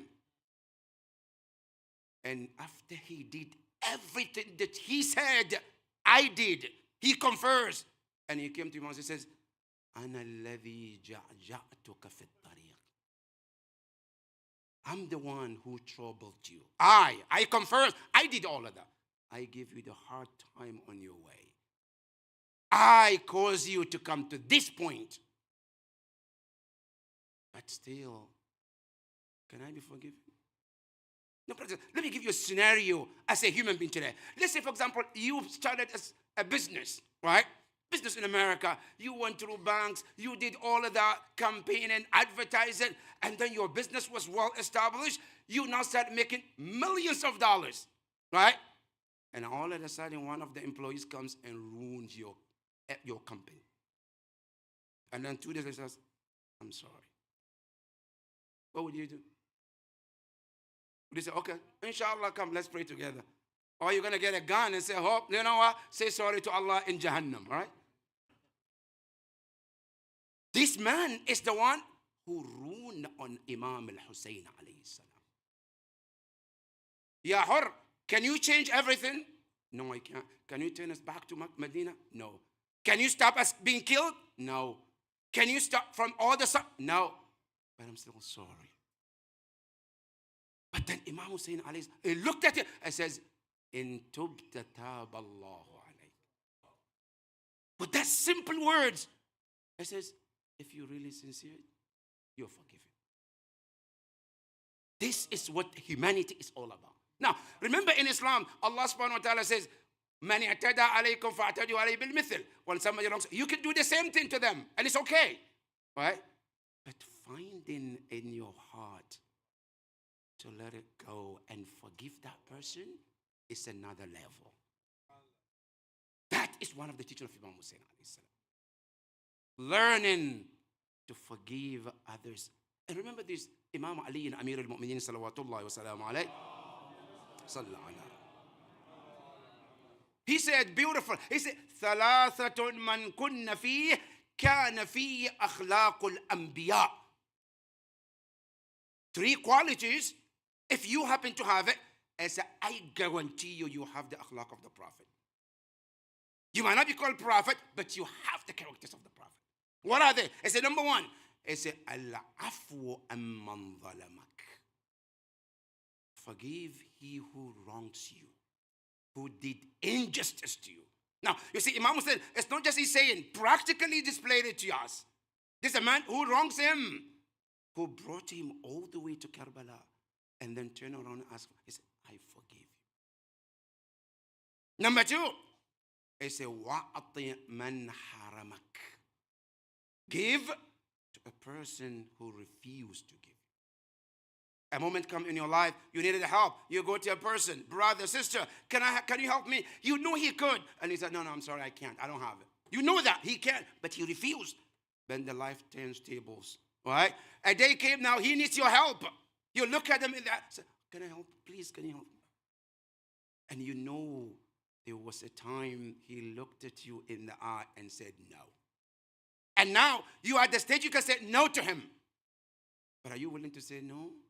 Or give him, even though he said no to you when you needed it? Imam Ali says, if you can find a place in your heart and still give, even though the same person refused you, he said, this is akhlaq of anbiya. Number three, he says, silman qata'ak.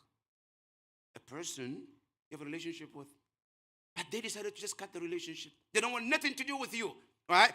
Now, should I cut the tie because they did? No, he says, no, you keep the tie, even if they try to cut the tie. These three qualities are known to be the akhlaq of anbiya.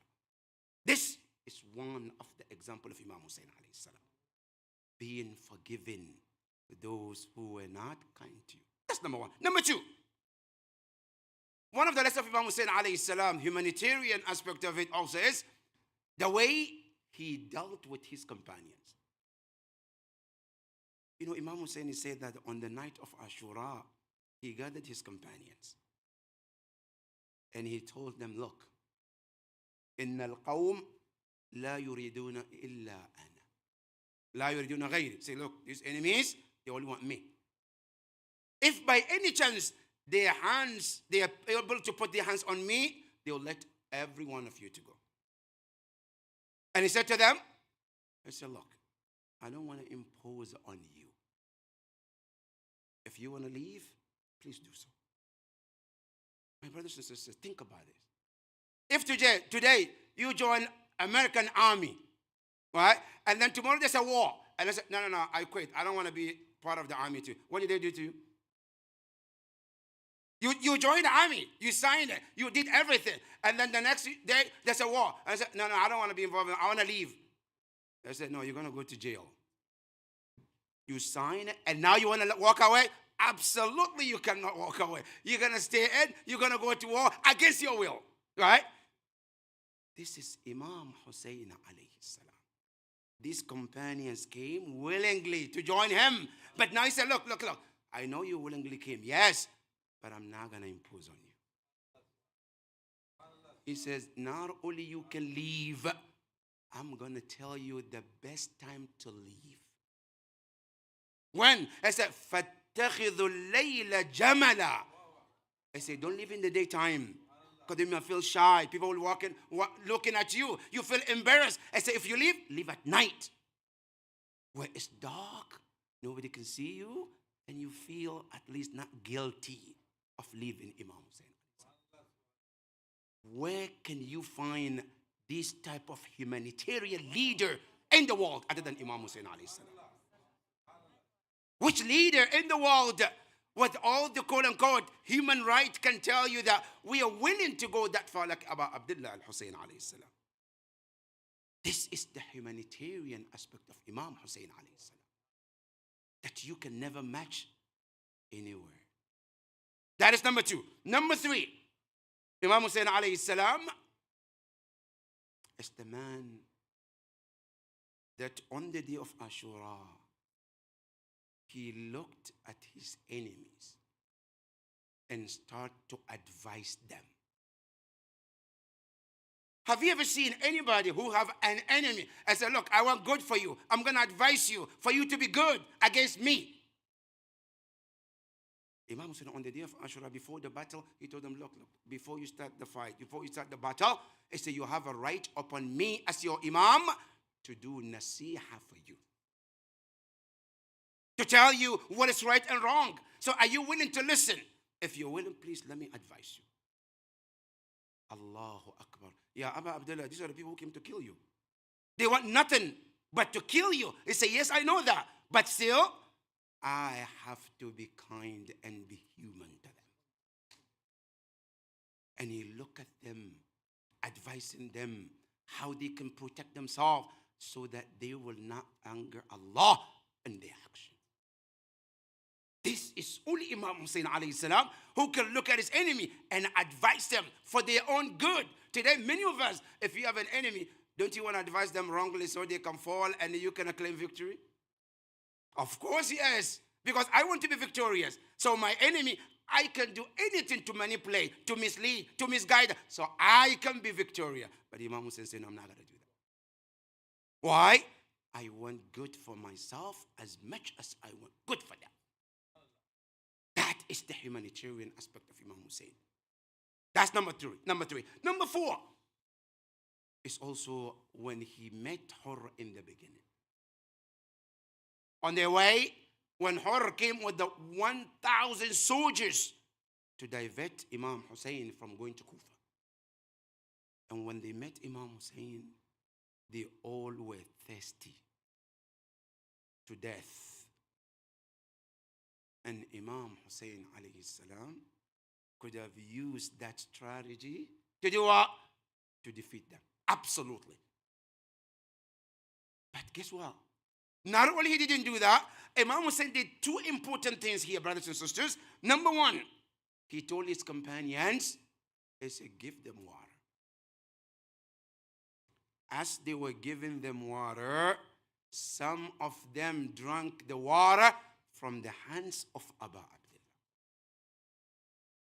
Can any one of us go far away to this point? Yeah, Abu Abdullah, these people came to kill you. They want water to gain strength so they can kill. Say yes, but I have to be human being, to be kind to the other soul and other life. That from his hands, those enemies, they drank water from his hands. And not only that, he then turned around and told his people and the enemies, he said, look, you guys are thirsty. Yes, I want to tell you something important you don't know. He said, as thirsty as you are, don't drink the water to your fullest satisfaction. Why? Because if you do, you're all going to die. Look, Imam Hussain could have used this as a strategy to kill all of them. Right? Give them water to drink and die, all of them. But he didn't do that. He said, no. I know something you don't know. And today, the researchers and doctors have proven this. They call it water intoxication.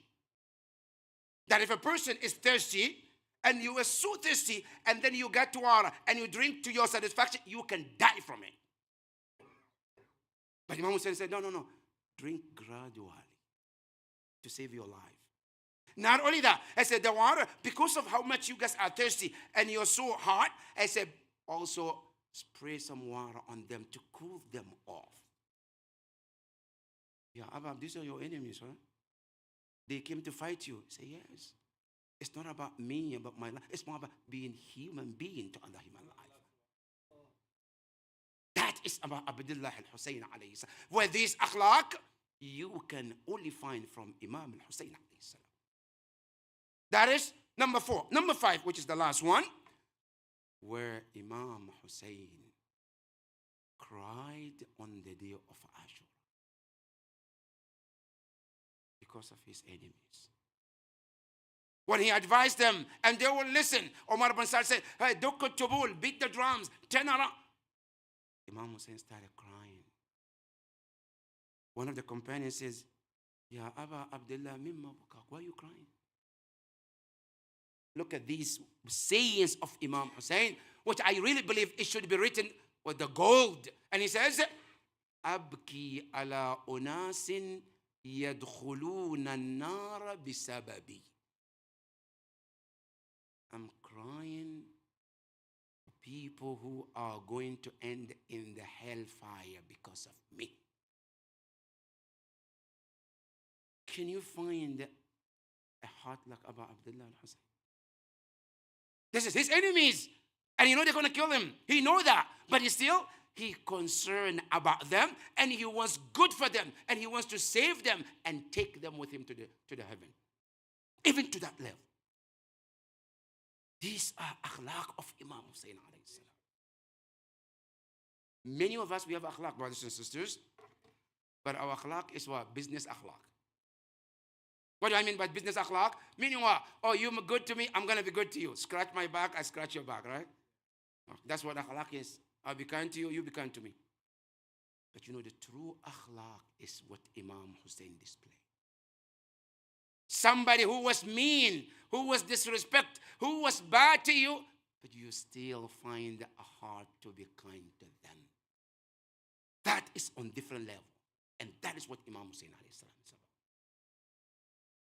Imam Hussain alayhi salam, his humanitarian teachings is beyond any human being can even imagine. And this has nothing to do with Islam. It's all about just being a human being and decent human being.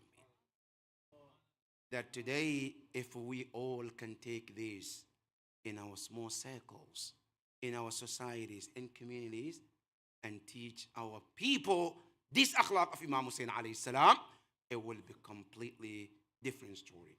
I pray to Allah subhanahu wa ta'ala to help us to learn from this great human being and also implement his teachings, inshallah. May Allah subhanahu wa ta'ala guide us to the right path and help us to do the right thing, inshallah. Bin Nabi wa Ali Muhammad, sallu ala Muhammad wa Ali Muhammad.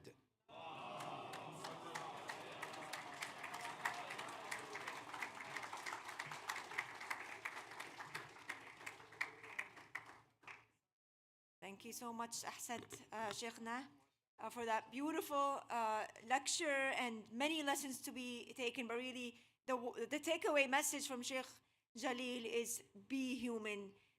Islam is more simpler than just sitting in a room doing ibadat and doing your wajibat. Just be human, just be simple. And really quick, it reminds me of that story, the time I believe of the Prophet ﷺ, where there was a kafir who saw a dog who was very thirsty, and he went and the dog was trying to get water from the well, a deep well, and he was having a hard time, and he took, I believe it was his shoes, and filled it up with water and gave it to him. And he was honored with Jannah, whereas another, in contrast, a woman who is very, a devout Muslimah, in the room praying, ibadat, and so on and so forth. And there was a cat that was locked up in a room, and she basically ignored the cat, and that was frowned upon. And this is what Islam teaches us: humanity, to be human. And Imam Hussain is the perfect example of humanity and beyond. Thank you so much, and another round of applause for Sheikh Al-Aziz.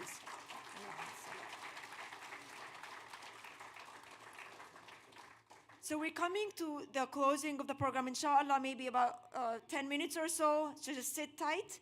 I did talk about creativity intentionally earlier, creativity being another aspect of humanity. So we're going to take this opportunity and implement this creativity by welcoming one of our local poets, Battul Rizvi, who is very active in the community. She recites in different settings, events, seminars, and so on and so forth. So please welcome Battul Rizvi to the podium with a loud salawat. Allahumma salli.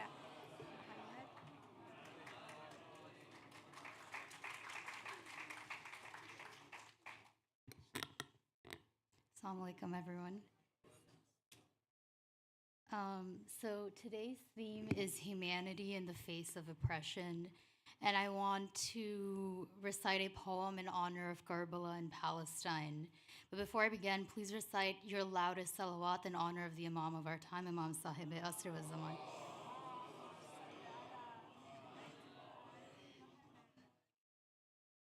Allahu Akbar, Karbala. Allahu Akbar, Palestine. Ashhadu an la ilaha illallah, ashhadu an la ilaha illallah. I try to bear witness I hold the pain in my hands, in my skin. The only way, the only hope is for prayer and pain to etch in my flesh, for trauma to become part of my marrow. So I dream of the bloodshot backside of a boy's head waiting in queue for surgery. I testify that love is a father's tight embrace with his daughter as they enter paradise side by side. And I see a child going through all the motions, finally embraced, then accepting, then crying. I make space on my chest to hold his tears. We are asked to bear witness so one day we may testify. We are asked to bear witness to the charred bodies.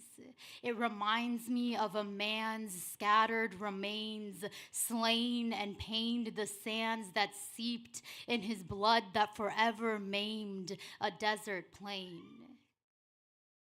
And the wails of women in the strip, the Mediterranean overseas, reminds me of a woman on a hill crying for her brother. Ma ra'aytu illa jamila. Ma ra'aytu illa jamila. And a ghost town that remains reminds me of a silence that follows after an entire family is martyred. And the haunted, charred, smoky gray embers of dismembered limbs reminds me of Qasim, Akbar, On, Ali, Abdullah. Nothing remains, nothing but an infinite rababs forced to live without their asghars, and an infinite sughras forced to live without their fathers. Oh Hussein, there was no day like your day. Circumambulating angels and circulating creatures and a watchful God. What took place? Witnesses, what took place? Hussein, bravery. Zainab, beautiful patience. And Hussein's God and Zainab's God, maybe Gaza needs the two. What is Gaza?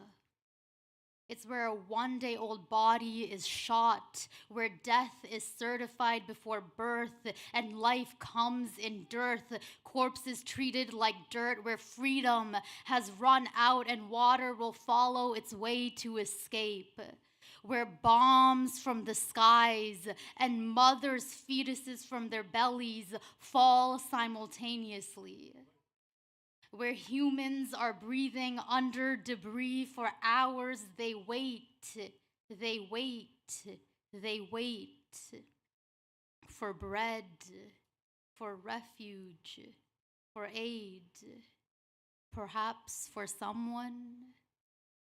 And for how many years has the world waited for a world where he would rule it? Who answers the ones who call, but how much longer? How many more tears of blood must be shed? How many more must be shed? I couldn't be in Karbala, I cannot stand in Gaza, but I see the blood blurs in the screen's vision. I hear screams not too far in the distance. I cannot bear witness, but I must. I must. I must. What was Karbala? What is Gaza but mothers and fathers of a land whose children are gone? Do they visit in dreams? This is not pretty, not aesthetic, not illiterate, not rhythmic, not poetic. This is not poetry. This is not a poem. Their life is not a metaphor that can be compared to any other. Their bodies are not a simile that could ever be similar. This is penned down ashadu annas, bearing witnesses, not burying the eyes that witnessed. Observations turned visceral, turned trauma viewing into trauma holding in our bodies forever. For if there ever were justice in leadership, they would bear witness. For to witness is for hearts moved to tears, tears apart the illiterate, to the literate, to the compassionate, to the livid, to the realization of mobilization that human injustices suffices for us a call to liberation. Ashhadu an la ilaha illallah, ashhadu an la ilaha illallah. Salawat.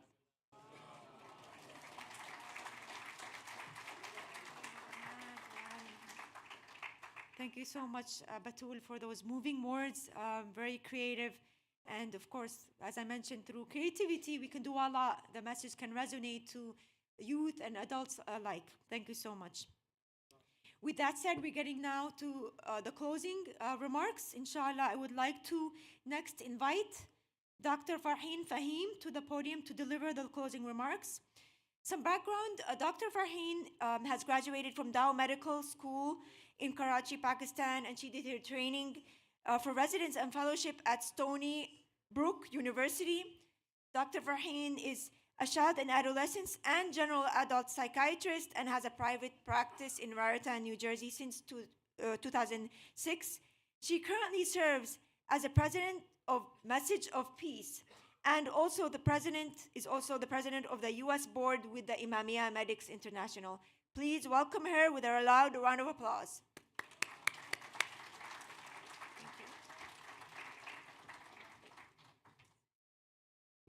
Assalamu alaikum, everyone.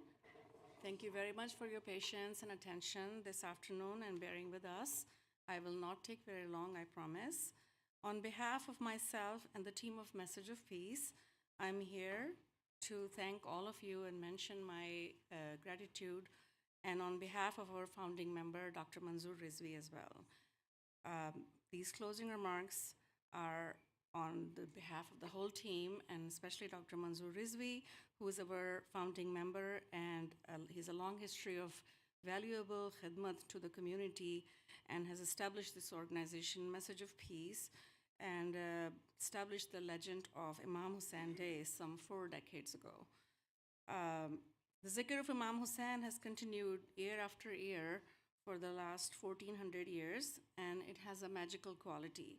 The quality of enlightenment and bringing peace and strength to our hearts. It makes us more optimistic about the victory of truth and the victory of humanity and the victory of peace at the end. Each year we do this zikr and we revive the validity of our religion and become more and more proud of our belief system. And we are eagerly waiting for our 12th Imam, the Hussain of our times, to join us one day for this zikr with us. Ameen. Please recite a loud salawat for Imam of our times. I feel immense pride in being a part of the team of volunteers who are motivated, self-driven, and each and every one of you has played a vital role to perfection. And alhamdulillah, it was a seamless experience working together as a team. From MC to the AV setting and setting the hall and the table for snacks, each one of you has been vital and amazing, and I want to thank you all first and foremost. I want to express my gratitude to our esteemed guest of honor, Mr. Atozai, for taking time out of his very busy schedule and being here with us. I want to mention here, sir, that you coming here today and being with us, making room for us from your busy day, and driving all the way from New York City in the traffic, of course, is a reflection of your devotion and love for Imam Ali Maqam. And in fact, your respect for our Prophet Sallallahu Alaihi Wasallam. We all know how much respect our Prophet had for his grandson, and we pray for you to be rewarded by them. We request you to also pay attention to the mini Gaza in Pakistan, the Para-Chinar, that is also happening there, and we got to talk about that before you entered the hall. We feel happy to see you amongst us as a representative of our country. You are very approachable and available, and we thank you for that you took your time out for this noble cause, such as this event, and we are very proud of you. Please give us a round of applause for him. My special thanks to the Franklin Township officials and our guest of Al-Falah Islamic Center, Bridgewater, for coming all the way and staying with us. We love to see how we all come together on one platform for Imam Husain alayhi salam, and we focused on our love and passion for Imam Ali Maqam. We appreciate this very positive gesture of brotherhood rather than focusing on the differences in how we see Imam Husain in our spiritual worlds and our practices on a day-to-day life. And again, alhamdulillah for the miracle of Imam's message and the zikr, and how it invokes nothing but the brotherly love amongst the Muslims. Most importantly, I'm feeling honored to have all of you and your families here this afternoon for attendance on a very busy weekend and full of majalis everywhere in New Jersey. I'm sure most of you have to run very soon to one place or other. And last but not the least, on behalf of the whole team, my special gratitude to our honorable speakers for bringing a wealth of knowledge for the event. Each one of you was captivating. Father Eugene, Brother Jihad Turk, Sheikh Jalil, and our very own Moulana Rizwan, and our young poetess Battul Rizvi. Each one of you has offered a beautiful and unique perspective on Imam and the events of Karbala. Your research, your background, and your valid observations have definitely revived the message of Imam in relevance to our topic of the afternoon. Thank you all once again, and have a wonderful rest of the evening. Thank you.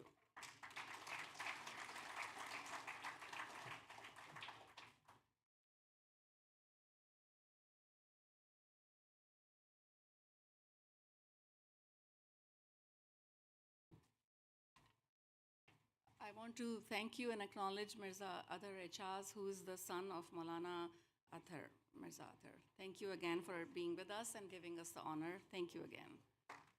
And most of all, Brother Mustafa from our sister organization, who has always been there as a part of our team, but has done a great job with the video and helping us to coordinate everything. Brother Mustafa, thank you again. I echo Dr. Farheen's thanks to everyone.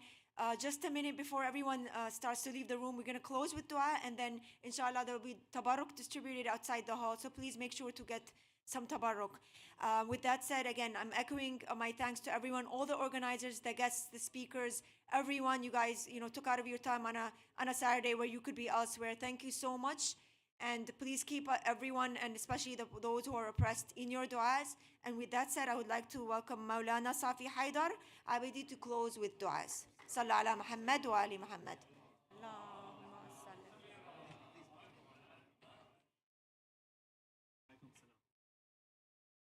Bismillahirrahmanirrahim. Let us all raise our hands up for dua. Let us pray to Allah subhanahu wa ta'ala for the organization of the Imam Hussain Day Payam-e Aman Message of Peace, for its organizers, its founders, Dr. Rizvi, all of you who made it here today, anybody who was a part of this organization who is no longer with us, especially Marhum Baqir Rizvi, uncle, who was a pillar of this organization. Let us pray that the students of Imam al-Hussain, which really is all of humanity, get the blessings of the thawab of Imam al-Hussain. Let us conclude this session with dua Imam Zaman, dua Faraj. Bismillahir Rahmanir Rahim.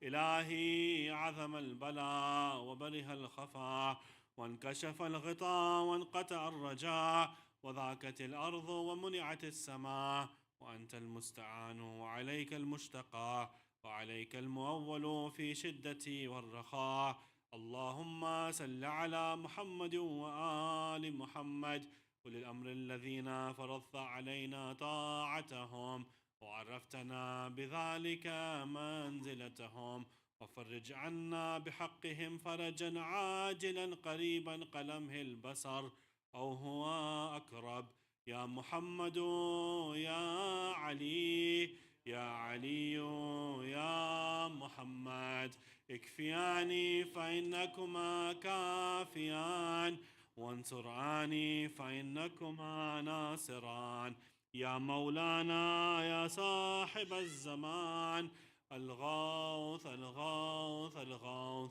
أدركني أدركني أدركني الساعة الساعة الساعة العجل العجل العجل برحمتك يا أرحم الراحمين. قبلة. Which way is قبلة؟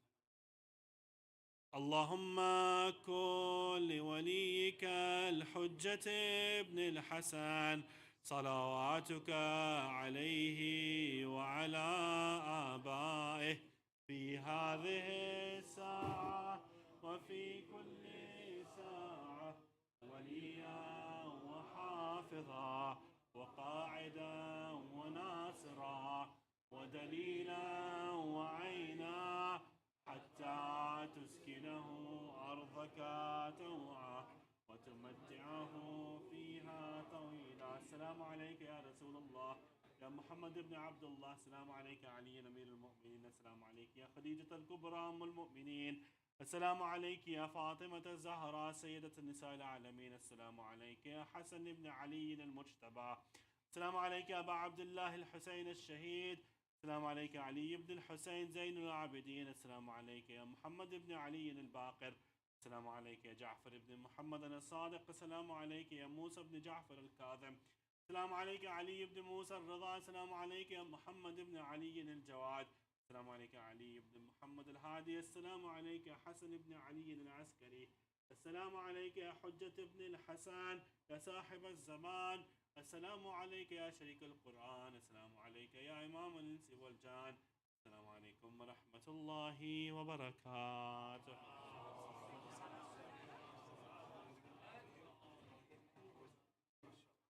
Organizers, please stay a few minutes back so we can take a picture. Ali.